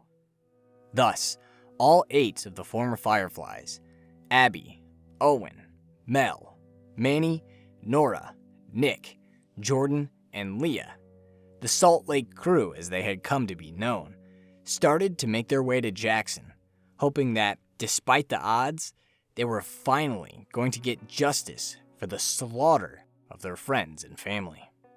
Months went by, and towards the end of winter, although still very much in the throes of it, there was a community dance at Jackson. Ellie, now separated from Kat, looked on at her newest crush, her friend Dina. Dina had been dating Jesse on and off for a few years, but the two had recently broken up permanently, or so Jesse said. Dina came and pulled Ellie to the dance floor, and although the two were in a crowded room where it seemed like everyone had their eyes on them, it also felt like they were the only ones there. The intimacy of the moment was capped with a daring kiss, which brought a huge smile to Ellie's face. The two were chased off the dance floor by Seth, who didn't approve of their type of a relationship, and let that be known as they were walking away. As Ellie turned to lay into him, Joel came running up to defend her. Before a fistfight could break out, Maria and Tommy were able to defuse the situation, and as Joel went to check on Ellie, she screamed at him in front of everybody at the dance that she didn't need him. Joel caught the hint and excused himself. Something about the confrontation didn't sit right with Ellie, though, and later that night, she went to see Joel at his home. They made small talk about coffee, and Joel eventually asked Ellie about Dina. Ellie didn't really have an answer for him. Joel told her how lucky Dina would be to have Ellie in her life. A statement which set Ellie off, and she screamed at him about how he stole her life's meaning from her. Joel countered by saying that he would do it all over again if given the chance, demonstrating how little regret he had about that choice, because it meant he could still have Ellie in his life. Ellie told him she didn't think she could forgive him for what he did, but realizing how important she was to Joel and how important he was to her, she said she was willing to try. Both were choked up at the emotion of the gesture, so they cut their conversation there, and Ellie headed home for the night. But seemingly, the two were about to enter a new, happier chapter in their relationship. That same night, the Salt Lake crew had set up camp in an empty residence, and early the next morning, Abby woke from a nightmare to find that Owen was up and had been out exploring. He pulled her into the freezing winter to show her what he had found: a ridge that overlooked Jackson. With the city spread out before them, they realized just how daunting the task of finding Joel, much less killing him, would be. Owen had hoped that this would dissuade Abby from moving forward, but she kept pushing, even when Owen pointed out that the others wouldn't want to take on a whole city. So Owen revealed why he was so adamant on turning back. Mel was pregnant, and while he wanted revenge, he didn't want to lose everything to get it. Needless to say, Abby was pissed. So he left her alone and headed back to the lodge, figuring she'd make her way back when she cooled off a bit. But Abby had a different idea. Feeling like she was on her own, she set off through the mountains, hoping to intercept and get information from one of the patrols that Jackson had set out in the morning to clear the area of infected. Among those on patrol that morning were Ellie, Dina, and Jesse. Tommy and Joel were also out on patrol but had been sent out earlier in the day, so Jesse was going to relieve them at the northwest lookout, while Ellie and Dina were going to check out the creek trails. The morning was bright and clear, although there were some storm clouds coming over the mountains that hinted a storm was getting ready to blow in. Ellie and Dina spent the early part of the morning flirting and teasing until they found infected in an old grocery store. They cleared the building out, and by the time they left, the storm had arrived in full force. They managed to make their way through the blinding snow to an old library that had been a personal safe house for Eugene, an older resident of Jackson that had died recently. They started up a generator and found a secret room in the basement, which was Eugene's massive greenhouse of marijuana. Seeing as the two were stuck here for a while, they cozied themselves up on the couch and lit up a joint. The sexual tension that had been brewing from the morning of flirting exploded in a moment of intense passion as the two made love there in the basement. They cuddled together afterwards, sharing stories of the scars they had on their bodies. Ellie used this moment to tell Dina the truth about the acid burn, about her immunity, something she had never told anyone else. But Dina didn't believe a word of it. At that moment, the two were interrupted by Jesse, who was out searching for Tommy and Joel, as they never showed up at the Northwest Lookout to be replaced. The initial embarrassment Ellie and Dina felt gave way to concern, and together with Jesse, they came up with a search plan and plunged into the blizzard to find the duo. Meanwhile, Abby, despite having been caught in the blizzard, had found horse tracks in the snow. Figuring they led to one of Jackson's patrols, she followed them, but while doing so, attracted the attention of a large horde of infected. Just as it looked like she was going to be killed by one of the monsters, she was saved by Joel and Tommy, the exact two men she had come to Jackson to find. She initially didn't know who they were and cooperated with them in order to survive the onslaught of infected. But when she learned their identities halfway through, the luck of the moment had caught her by surprise. She realized, however, that this wasn't the time or place to carry out her revenge, and offered to help Joel and Tommy by leading them back to where her and her friends had set up camp the night before.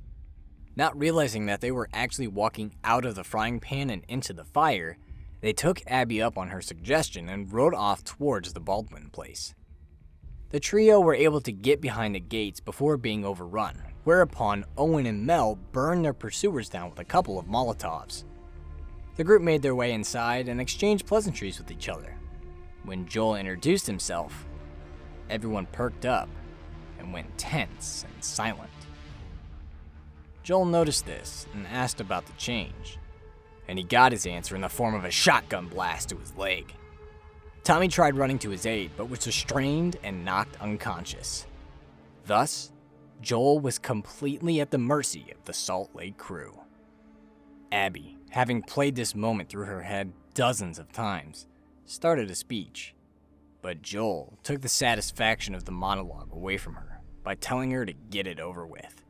since he knew there was no way he was going to escape. So Abby had Mel tourniquet his leg so that he would live longer, and began to beat him to death. When Joel was a beaten, brutalized, bloody mess on the floor, Ellie charged through one of the doors in the room.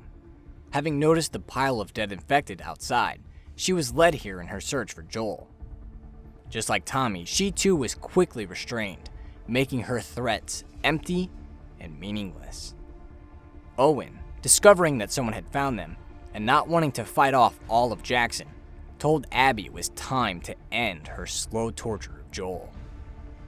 Despite Ellie's heart-wrenching pleas, Abby finally got revenge for the murder of her father by smashing Joel's head in. Ellie went frantic and couldn't really hear or understand anything that happened after, which was the Salt Lake crew arguing whether they should kill Tommy and Ellie. Owen argued that if they killed them, they would be no better than Joel was, but the others didn't want to leave loose ends as it could come back to bite them. But Abby ended the argument, siding with Owen, so Ellie was knocked unconscious and left there with Tommy. They were found by Dina and Jesse a short time later, lying on the cold floor of that room, staring at the dead body of Joel. Joel's death sent reverberations through the community of Jackson, who mourned the loss of a leader, of a friend, of a brother. No one felt these effects more than Tommy, and especially Ellie, whose complicated emotions towards Joel would now likely never be resolved. She felt an immense amount of anger and grief at the loss of her foster father, and she felt the best way to deal with these intense emotions was to walk the exact same path Abby herself walked. She determined that she was going to get revenge on Abby by killing her. Tommy felt the same way at the murder of his brother, so he and Ellie started the process of getting things together to get justice for Joel. They had an idea of where the Salt Lake crew had come from because Tommy had noticed WLF patches on their jackets and knew that the organization was based in Seattle. Seeing as the Salt Lake crew, who numbered 8 in total, outnumbered Ellie and Tommy, Tommy talked to Maria to get more people to come along with them. But when he talked to her, his position changed.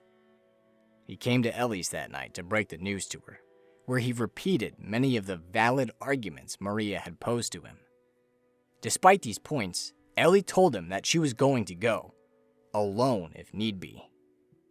Knowing she meant what she said, Tommy asked for one more day to try and convince Maria again, a request Ellie granted. However, Tommy wasn't planning on asking Maria to reconsider her stance.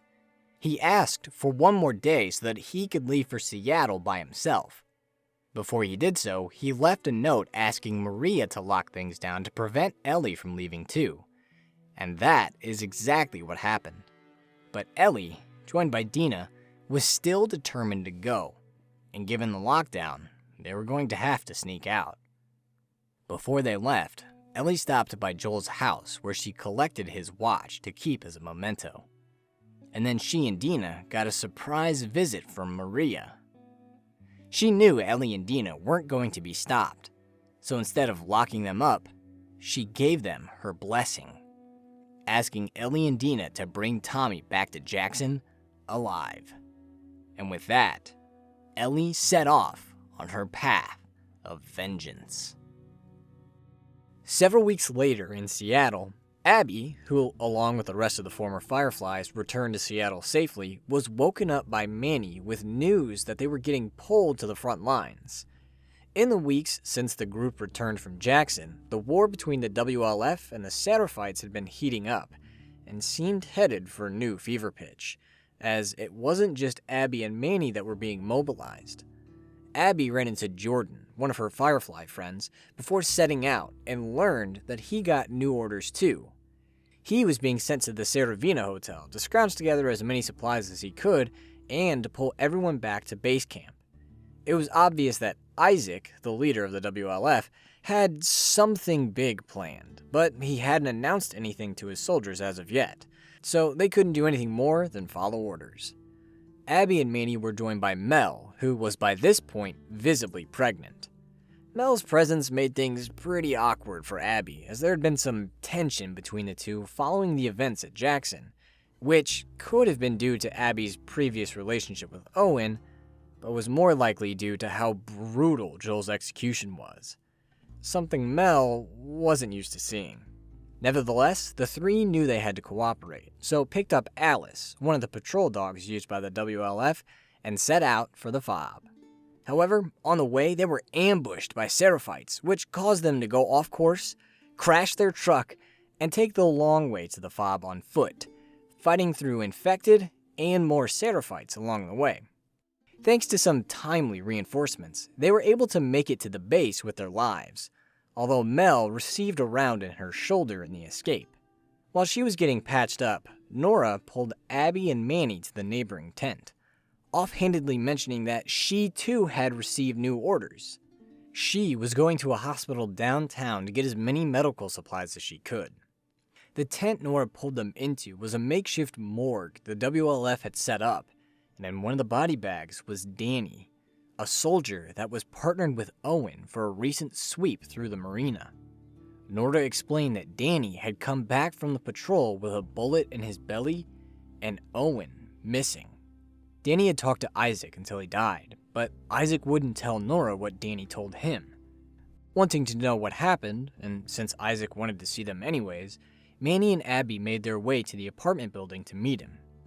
The trio rode the elevator up to one of the top floors where Isaac revealed that he intended to end the war with the Seraphites once and for all.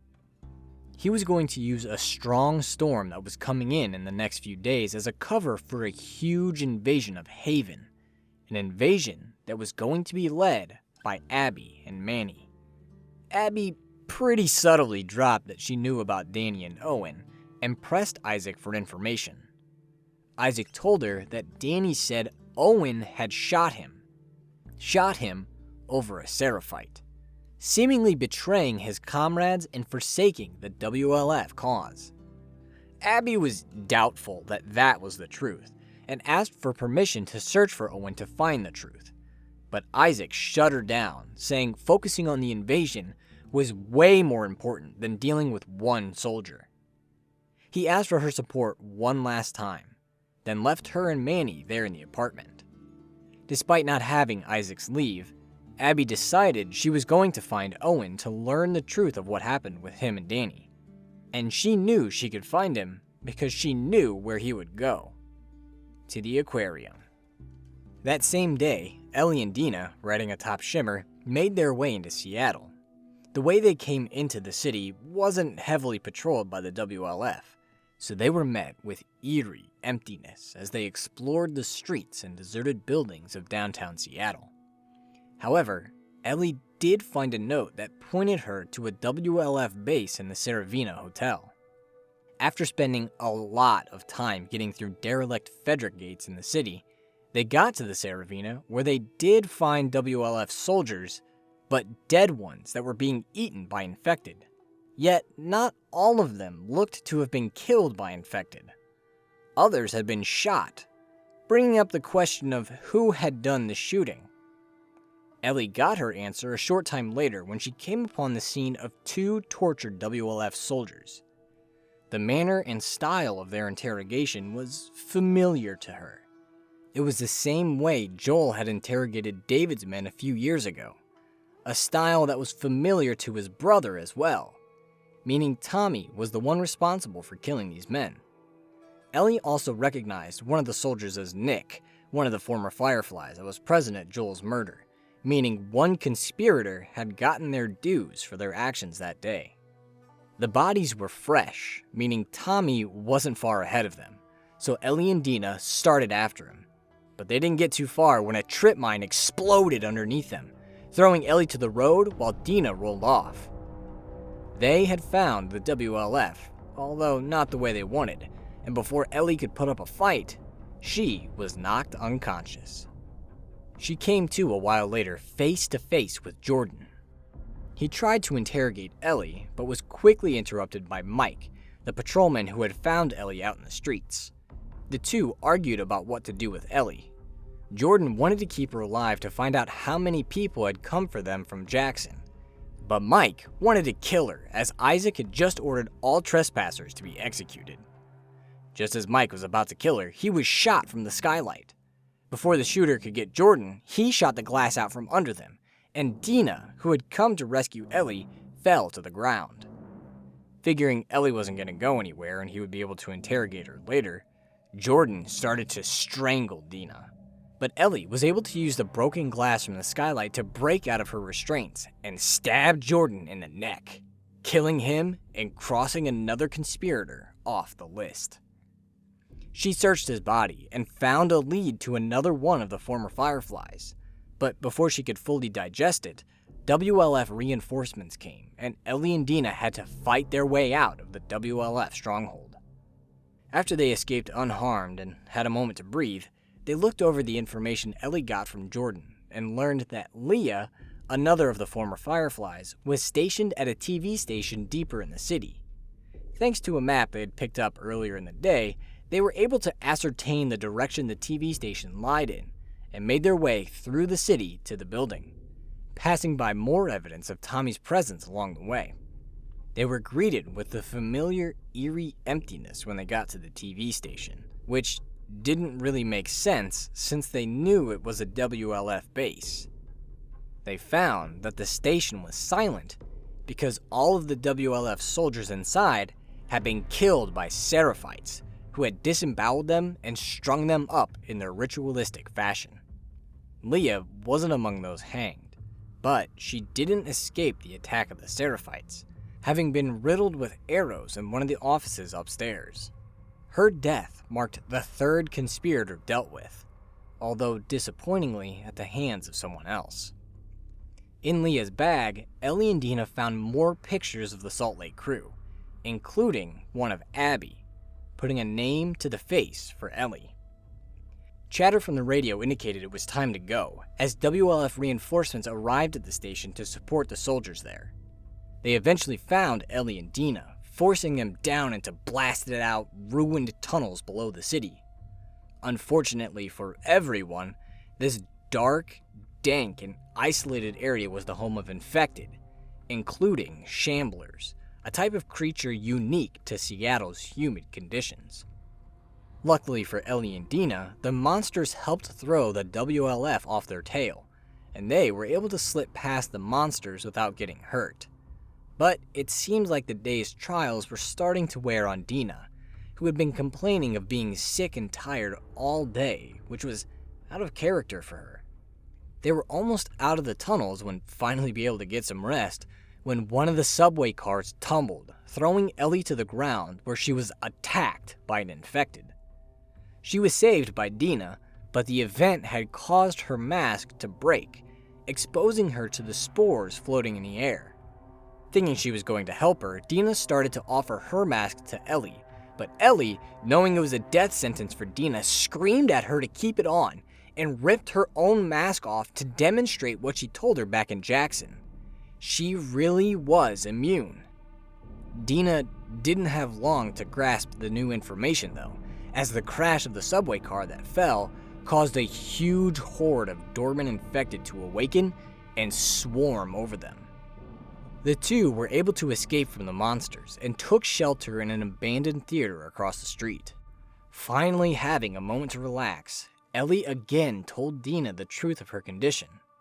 While surprising for Dina, she had a surprise of her own for Ellie. She was pregnant.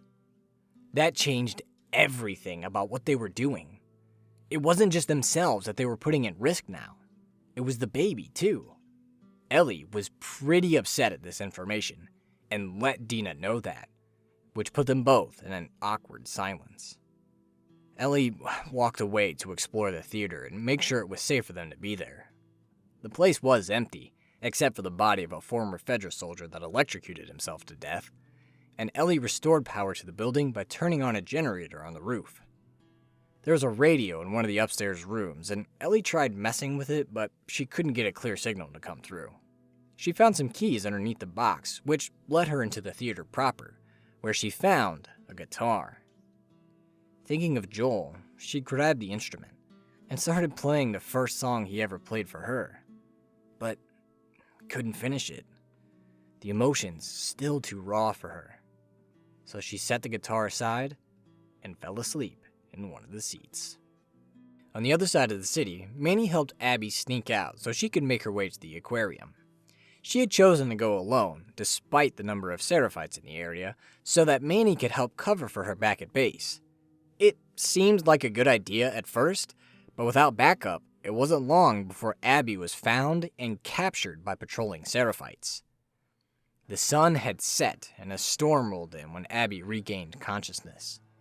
She was in the woods being dragged by Seraphites who intended to do one thing with their prisoner: string her up and disembowel her in the brutal ritual they performed so she could feel the Prophet's love.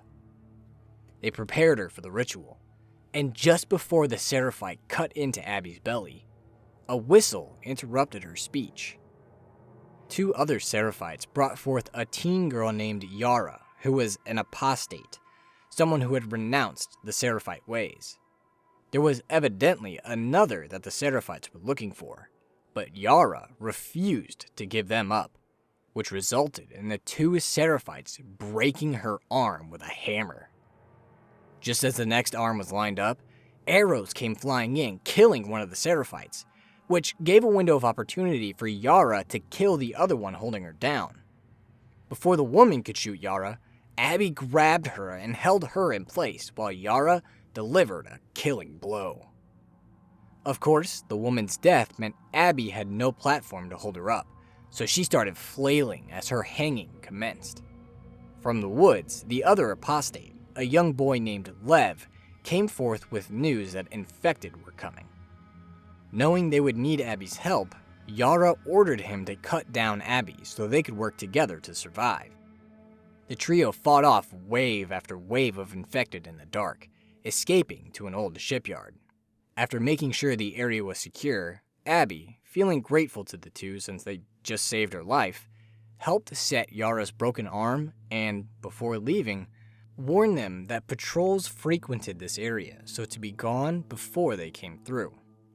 After that, she made her way to the aquarium, finding Owen drunk in the boat that floated in the large outdoor stadium of the building.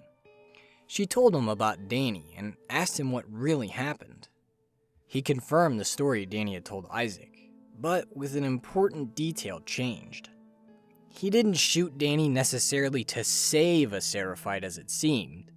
He shot Danny because after seeing an old, tired Seraphite look at him with the look of being ready to have it end, Owen felt an overwhelming impulse of just being done. Done with the war, done with killing Seraphites, done with the WLF, and as a result, couldn't bring himself to shoot him. Owen's resignation upset Danny, which caused a struggle between the 2, leading to Danny shooting. Hearing the story in full, Abby thought they could spin it as self-defense, but she wasn't listening to Owen.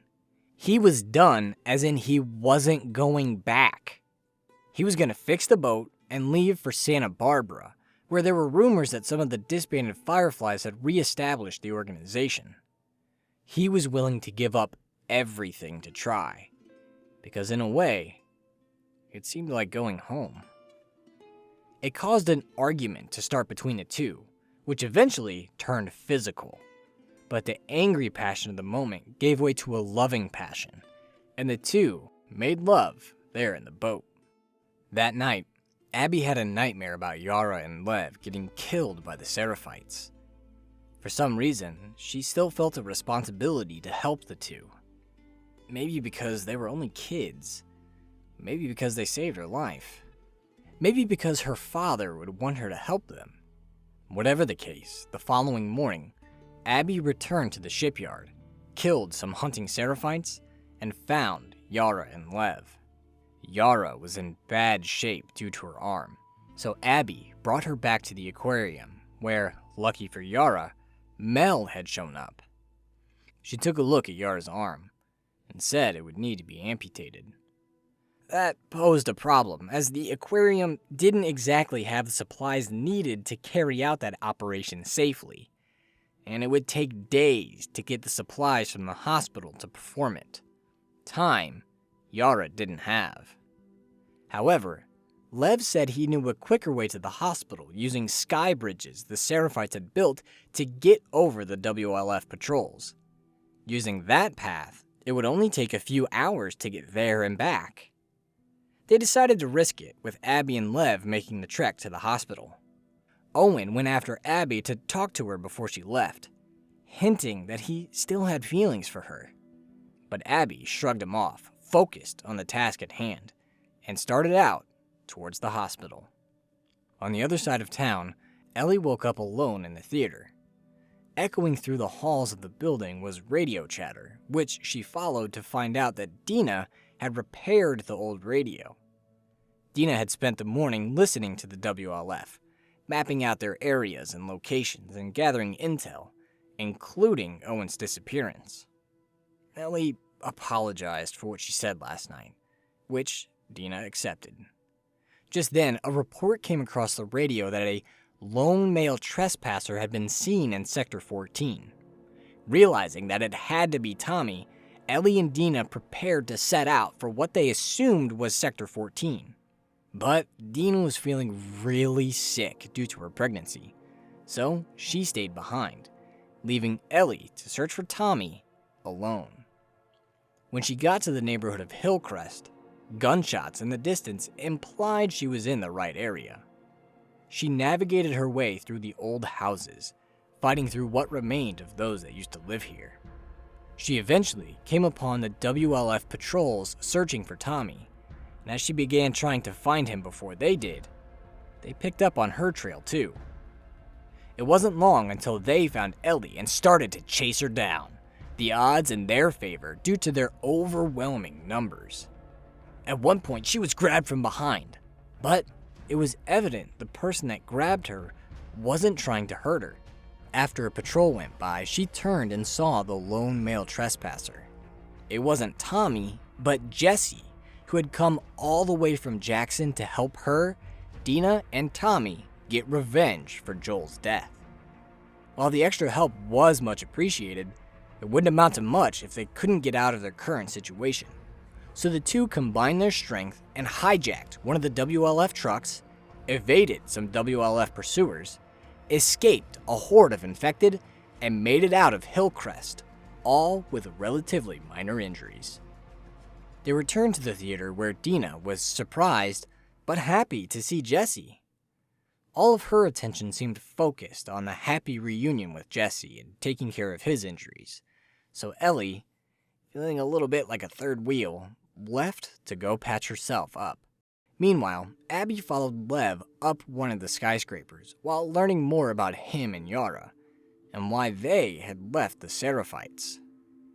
Lev told her it was because he shaved his head, which didn't seem to make complete sense.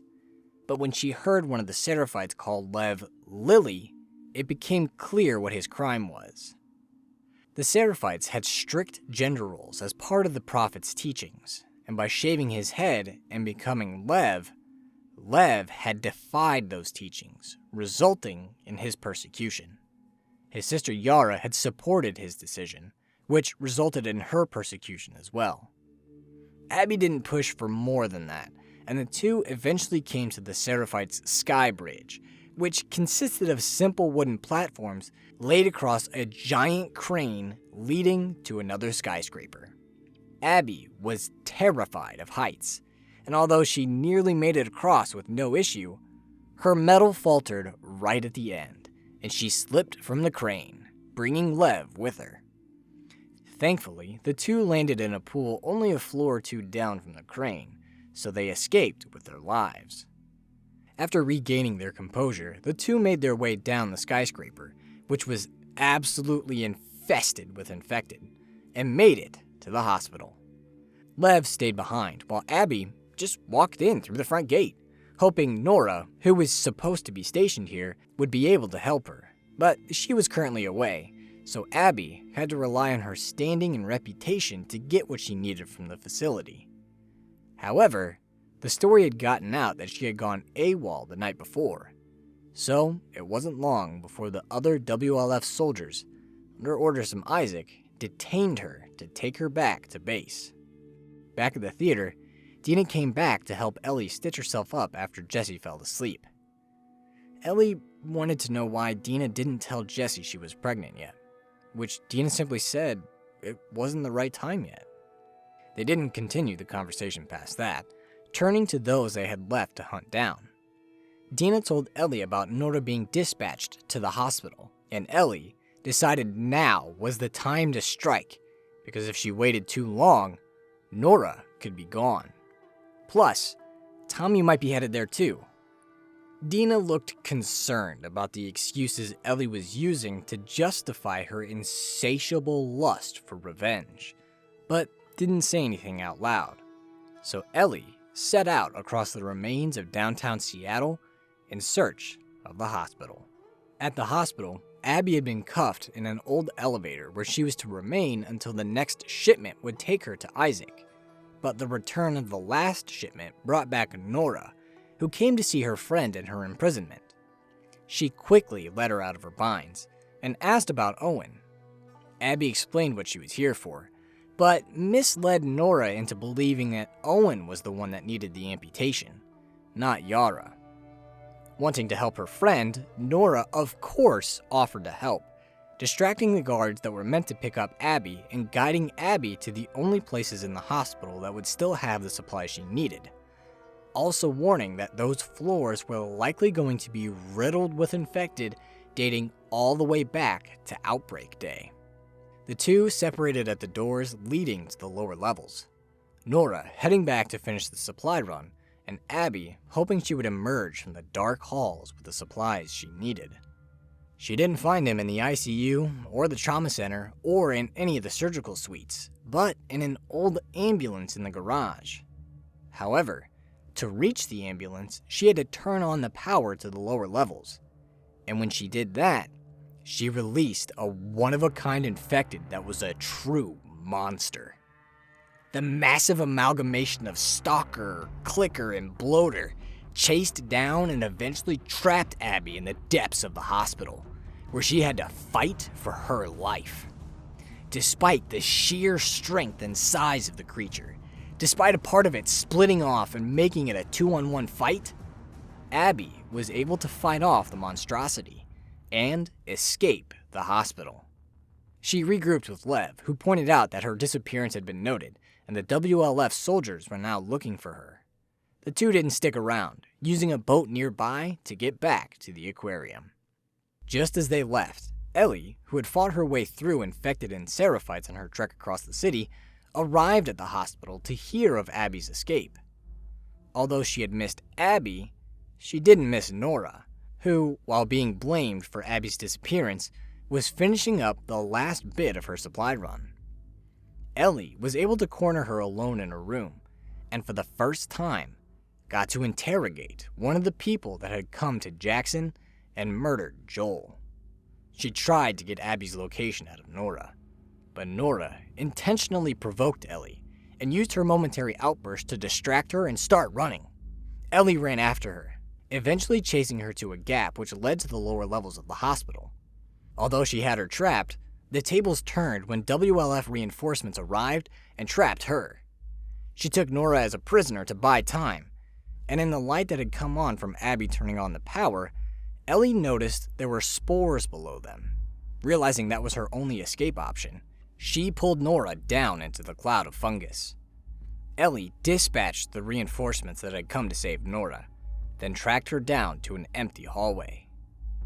Seeing Ellie breathe spores to no effect, Nora realized exactly who she was. Ellie continued her interrogation, threatening to torture Nora to get her to cooperate. Nora tried appealing to Ellie's morals, bringing up the thing that had made Ellie feel guilty all these years. But it didn't work. Ellie was laser focused on finding Abby. Nora put up a defiant face, so Ellie, bathed in red light, started mercilessly smashing her with a metal pipe. She returned to the theater, shaking and covered in sweat and blood. She had gotten Abby's hiding spot, the location of the aquarium out of Nora, but at a cost. And she was in shock at how far she had gone. Dina offered to clean her up, and it was there, alone with the woman she loved, that she finally let go. Thinking about the cruelty she had just inflicted, she realized how it could affect her and those around her, and was terrified that it could lead to her losing Dina. But Dina saw that as a good thing, because if Ellie knew she didn't want to take it that far, then she should have the ability to come back before it got to that point. Ellie's exhaustion finally took her, and she fell asleep. Back at the aquarium, Mel was able to successfully amputate Yara's arm and save her life as a result. Relief washed over Lev, Yara, and Abby, who felt a weight lift from her shoulders. She had done something good, and she had a dream the next night where her father was proud of what she did.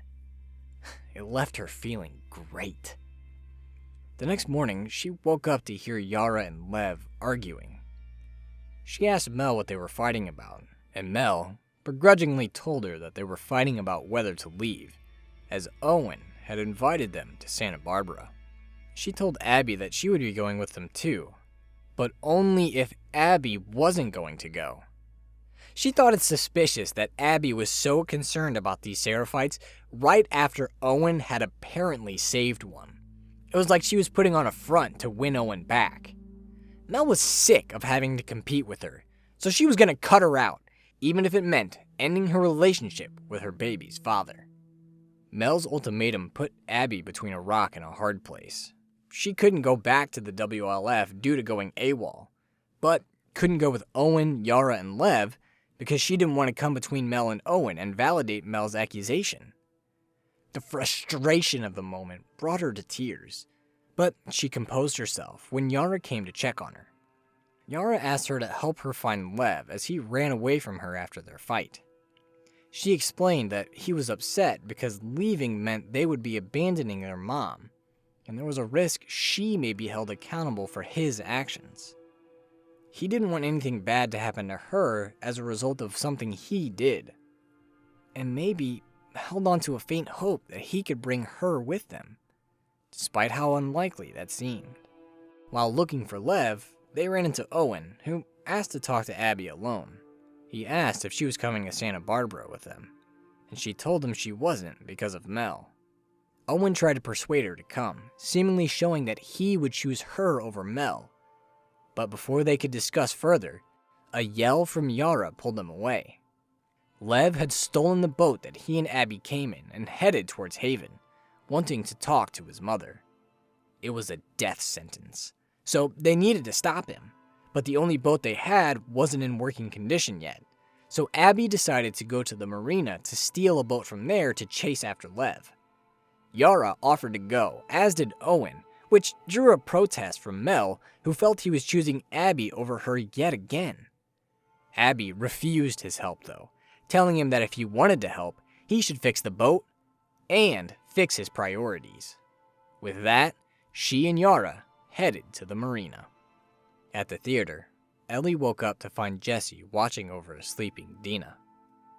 He pulled her to the balcony upstairs, where he told Ellie Dina's bad night led him to guess that she was pregnant. A guess Ellie confirmed. Jesse told her they needed to go back to Jackson so that Dina could get the care she needed, and Ellie agreed with him, but wasn't willing to leave until they got Tommy. So the two decided the best course of action would be to head to the aquarium where Abby was hiding and lie in wait until they found Tommy. The news of the pregnancy had evidently unsettled Jesse though, as he didn't want to see Dina before leaving.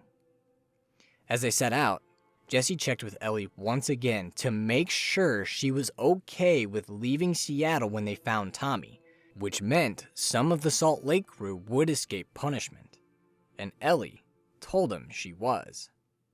They plunged into the city, coming across WLF patrols who were getting ready for their strike on Haven.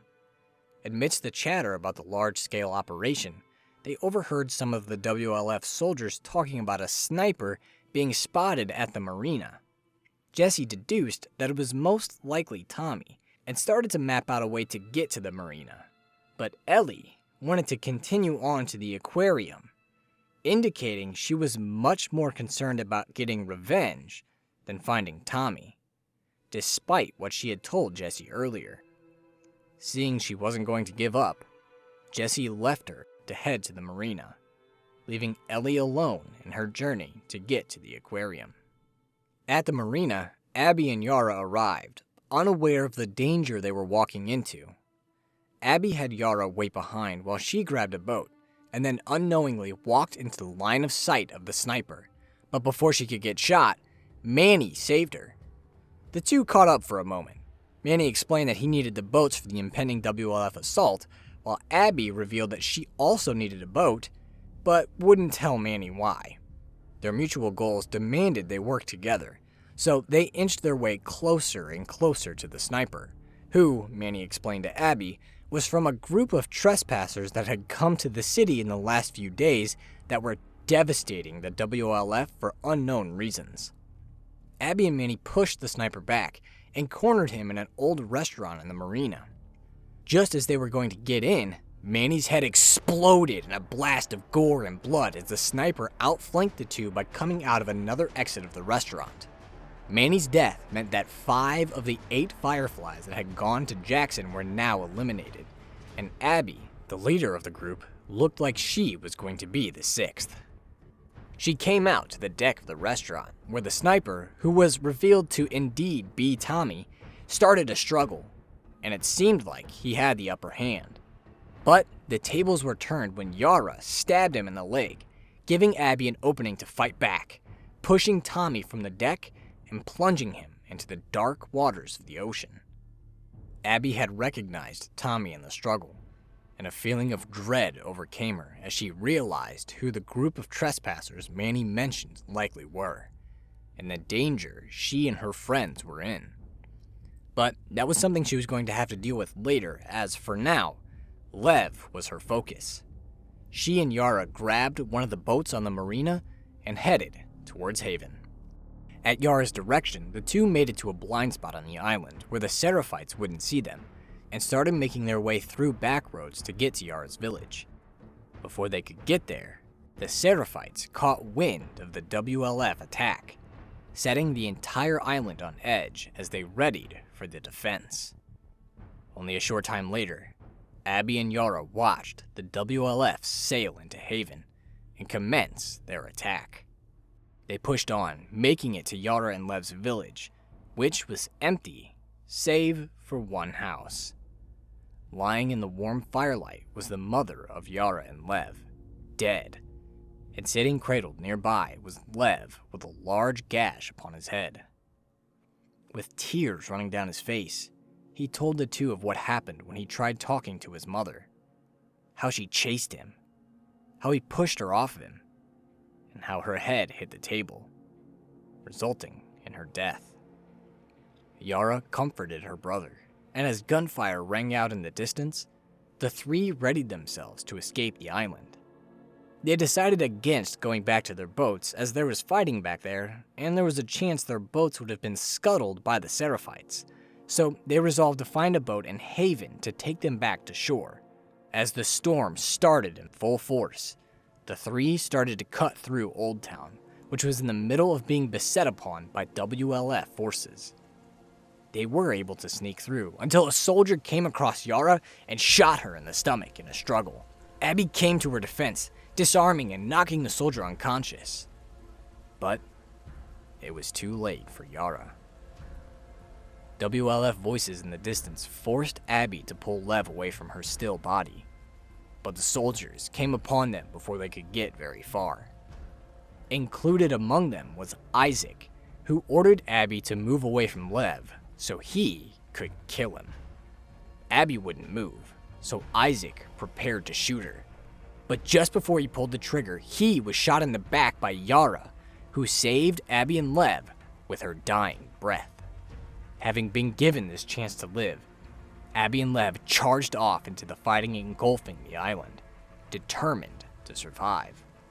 While they were fighting for their lives in the midst of a fiery war zone, Ellie, who had managed to steal a boat from the WLF, was riding through the ocean on her way to the aquarium.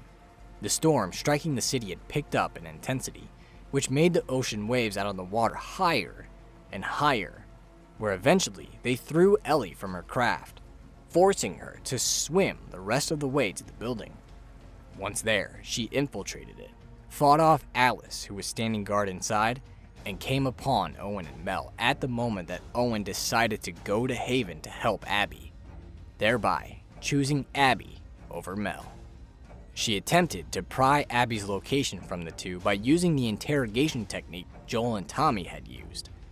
But since she didn't restrain them, Owen jumped at her gun, resulting in a struggle in which Owen was shot and Mel was stabbed.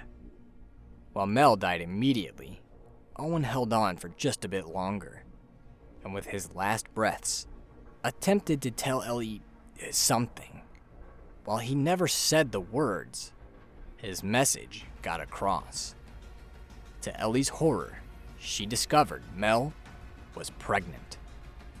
As the realization of what she'd just done sank in, which hit especially close to home given that Dina was pregnant too, she began to panic. Just then, Tommy, who had been found by Jesse, showed up and calmed her down enough to pull her away from the gruesome scene. Back at Haven, Abby and Lev fought their way through WLF and Seraphite alike in the smoke and flames of the city to reach the docks where they found a small boat tied up to a post. Using that, they were able to escape from the island with their lives. And as they rowed away, Lev looked on in sadness as he watched the fires consume the life he'd known. Now, he had no home, no family. But he wasn't completely alone, as Abby was still there with him, and he could take comfort in the fact that she would stay with him for as long as she could. They returned to the aquarium, where they hoped they could start the process of building a new life. But what they found was the bloody bodies of Owen and Mel. Abby crumbled in grief, and as she mourned the loss of her friends, she suddenly found herself in the same position as Lev. She had no home in the WLF given her actions on the island, and the organization was likely to crumble as their attack on Haven left them leaderless and decimated. And all of her friends, the ones that were like family to her, were dead. The only one she hadn't left was Lev. As Abby sobbed over her friends, Lev found a map that was dropped by Ellie in her struggle with Owen and Mel. The map gave the location of the theater that she and her friends were hiding out in, and wanting revenge on Tommy, whom she believed had killed her friends, Abby and Lev made their way across town to confront him. Inside the theater, after cuddling a sleeping Dina for a bit, Ellie made her way out to the auditorium to find Jesse and Tommy already planning for their trip home. She was obviously disappointed by it, as they would be leaving the one person alive who most deserved to die for what they did to Joel. Something she would have to be alright with doing. The conversation then turned light, and Tommy went to go get a gold necklace he found that he was going to use to bribe Maria. As he was searching his pack, Abby came up behind him and held him up. Tommy defied her orders, which resulted in Abby striking him. Ellie and Jesse heard the impacts from inside the theater and rushed to his aid. When they burst from the door, Abby instantly killed Jesse with a shot to the head. She threatened to kill Tommy too unless Ellie gave herself up, so Ellie did. Believing she knew the real reason Abby killed Joel, she offered herself up in exchange for Tommy's life.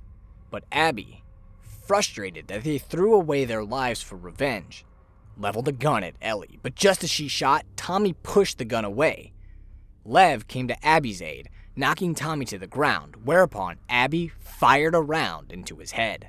By this point, Ellie had recovered her gun and fired wildly as she retreated into the auditorium. Abby and Lev gave chase, cornering her backstage. Abby and Ellie then engaged in a showdown where each snuck around the various props and backdrops to get an upper hand on the other. Their showdown took them from backstage to the theater's basement. Abby was able to use her brute strength to gain the upper hand in the fight and seemed ready to kill Ellie until Dina surprised her. However, Lev then came to Abby's aid, shooting Dina in the shoulder with an arrow.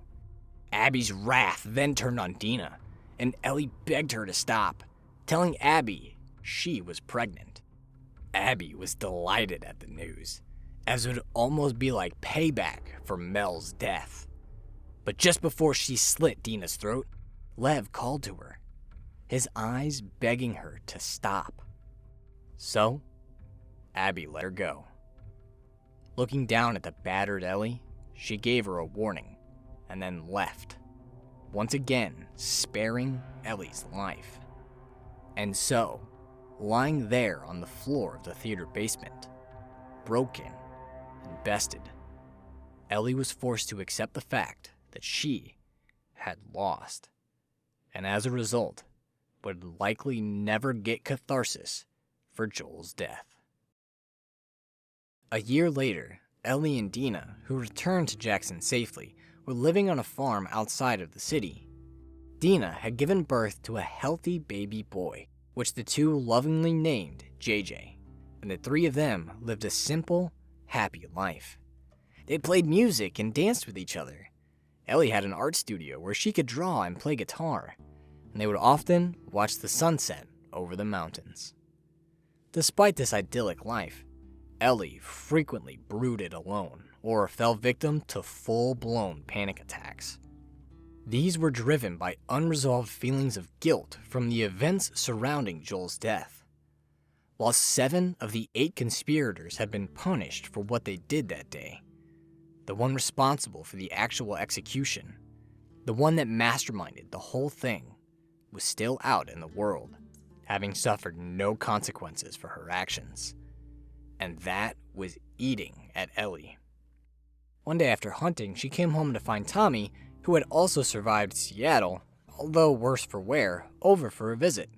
He revealed he and Maria were separating, and when he pulled Ellie to sit down at the table, it was apparent why. He began to tell her about some intel he got that strongly suggested Abby and Lev were in California. He even had an exact point on a map where they supposedly were, showing that he still held on to a desire to bring Abby to justice for killing his brother, an obsession which cost him his relationship. However, with Dina speaking for her, Ellie turned Tommy away, unwilling to make the same sacrifice he'd made. But she couldn't shake Tommy's parting words to her out of her head, or the feelings eating her up inside. The possibility of finding Abby and making her pay for what she'd done was finally there again, and ultimately, Ellie couldn't resist the temptation. That night, while Dina and JJ slept, she prepared for a trip to California. Before she could slip out, though, Dina woke up and confronted her. Ellie confessed she couldn't get over Joel's death without going through with killing Abby, but that she still loved Dina, who asked her to prove it by staying here with her and JJ and learning to be okay. But Ellie just couldn't. Dina got desperate and again begged Ellie to stay, to prove that her family was more important to her than Abby. But Ellie broke her heart and chose her own path of revenge over Dina, even going so far as to tell Dina she could leave if that's what she needed to do. With that, Ellie turned her back to Dina and started her journey to California. Abby and Lev were indeed in California, having followed Owen's wish and set out for Santa Barbara after the events in Seattle to search for any trace of the Fireflies. All of their leads had turned up dead ends thus far, but Abby refused to give up, and now the two were in an old neighborhood looking through an old house that apparently used to house some fireflies. While it initially seemed like there was nothing connecting the house to the fireflies, Lev found a doorway to the basement hidden behind a bookcase. There were barracks down there, which was a promising sign, but it was also obvious no one had used them in some time. Abby turned on the power and did some blind callouts on the radio, hoping someone was listening. She eventually got an answer, and to her excitement, it was a firefly that answered. He confirmed that they were reorganizing and told her to make her way to Catalina Island to join up with them. With smiles on their faces, Abby and Lev set out to find their new home. But as soon as they stepped out of the old house, they were immediately attacked by a group of people. These people were part of a group named the Rattlers, who captured other survivors to force them into slavery, and Abby and Lev were to be their newest additions. Try as they might, they couldn't fight off the Rattlers, and were thus tied up and carried off to the Rattlers' hideout. Several months later, Ellie followed the directions on the map left by Tommy to find the sailboat used by Abby and Lev. Scrounging through the leftover items on the boat, she picked up where their trail went next. The house that used to be the Firefly base. She started making her way to the home, but on the way, she got caught in a trap, the momentum of which threw her against a nearby tree where she was stabbed by a jutting branch. And to make matters even worse, she dropped her knife, meaning she was stuck like this. And with a wound like that, if someone didn't cut her down soon, she would probably die. Luckily for her, a pair of rattlers found her sometime later, cut her down, and prepared to bring her back to their base. However, she outsmarted the two by antagonizing one of the rattlers, and then using a hanging clicker to kill him, then using his weapon to injure the other. Before she could kill this one though, he attempted to bargain for his life by telling her that they had captured Abby and Lev months ago, giving her the location of their hideout. While thankful for the information, Ellie wasn't in the mood for mercy and killed the man after getting what she needed from him. Ellie then patched herself up and marched towards the Rattlers' hideout. Sneaking past the patrols and the chained-up infected the Rattlers used as guard dogs, Ellie made her way deep inside the Rattlers' hideout.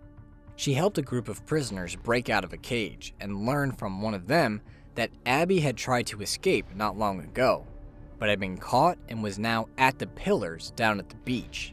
The prisoners then ran past and started a riot while Ellie made her way down to the pillars, which was an area where unruly or obstinate prisoners were crucified. Looking through the hanging bodies, Ellie found Abby, who was almost unrecognizable.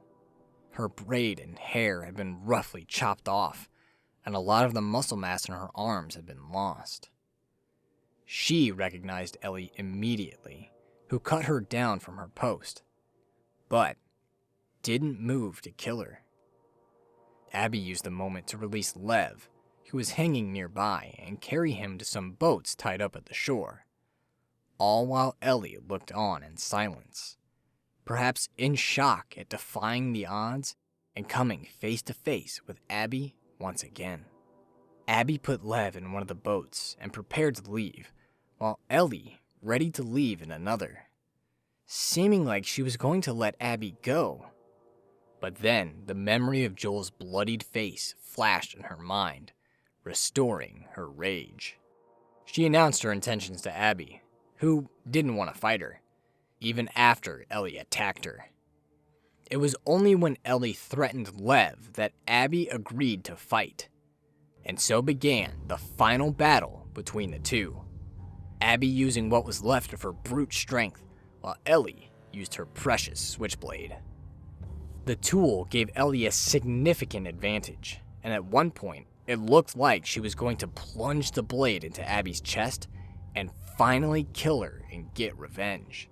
But Abby knocked the blade out of Ellie's hands, where it was lost to the waters of the Pacific Ocean. The battle then became a grueling, savage fistfight. Eventually, Ellie knocked Abby to the ground, climbed on top of her, and held her head down below the water. Abby managed to bite off 2 of the fingers on Ellie's left hand in the struggle, but Ellie still held her, and held her, and held her, until the memory of her last conversation with Joel flashed in her mind, whereupon she released Abby and let her go. it's not exactly clear why. Maybe she remembered what he said about Dina, making her remember how much she means to her, and how killing Abby will mean she loses her forever. Maybe she remembered the anger she felt from him taking away the purpose of her life, and realized that Abby killing him was justified, in a way sympathizing with her. Or maybe it's something else. One of the last things she told Joel was that she couldn't forgive him for what he'd done, but that she would like to try, so that they could move on from the moment and begin to live again. Maybe that same feeling came up. Maybe in that moment, Ellie realized that she wanted to try to forgive Abby so that the trauma wasn't hanging over her anymore, and she could move on with her life. Whatever the case may be, she let Abby ride off into the mist of the sea. Several months later, in the fall of that year, Ellie returned to the farm, but found the place that she used to call home devoid of everything that made it that. Dina had packed everything up and left.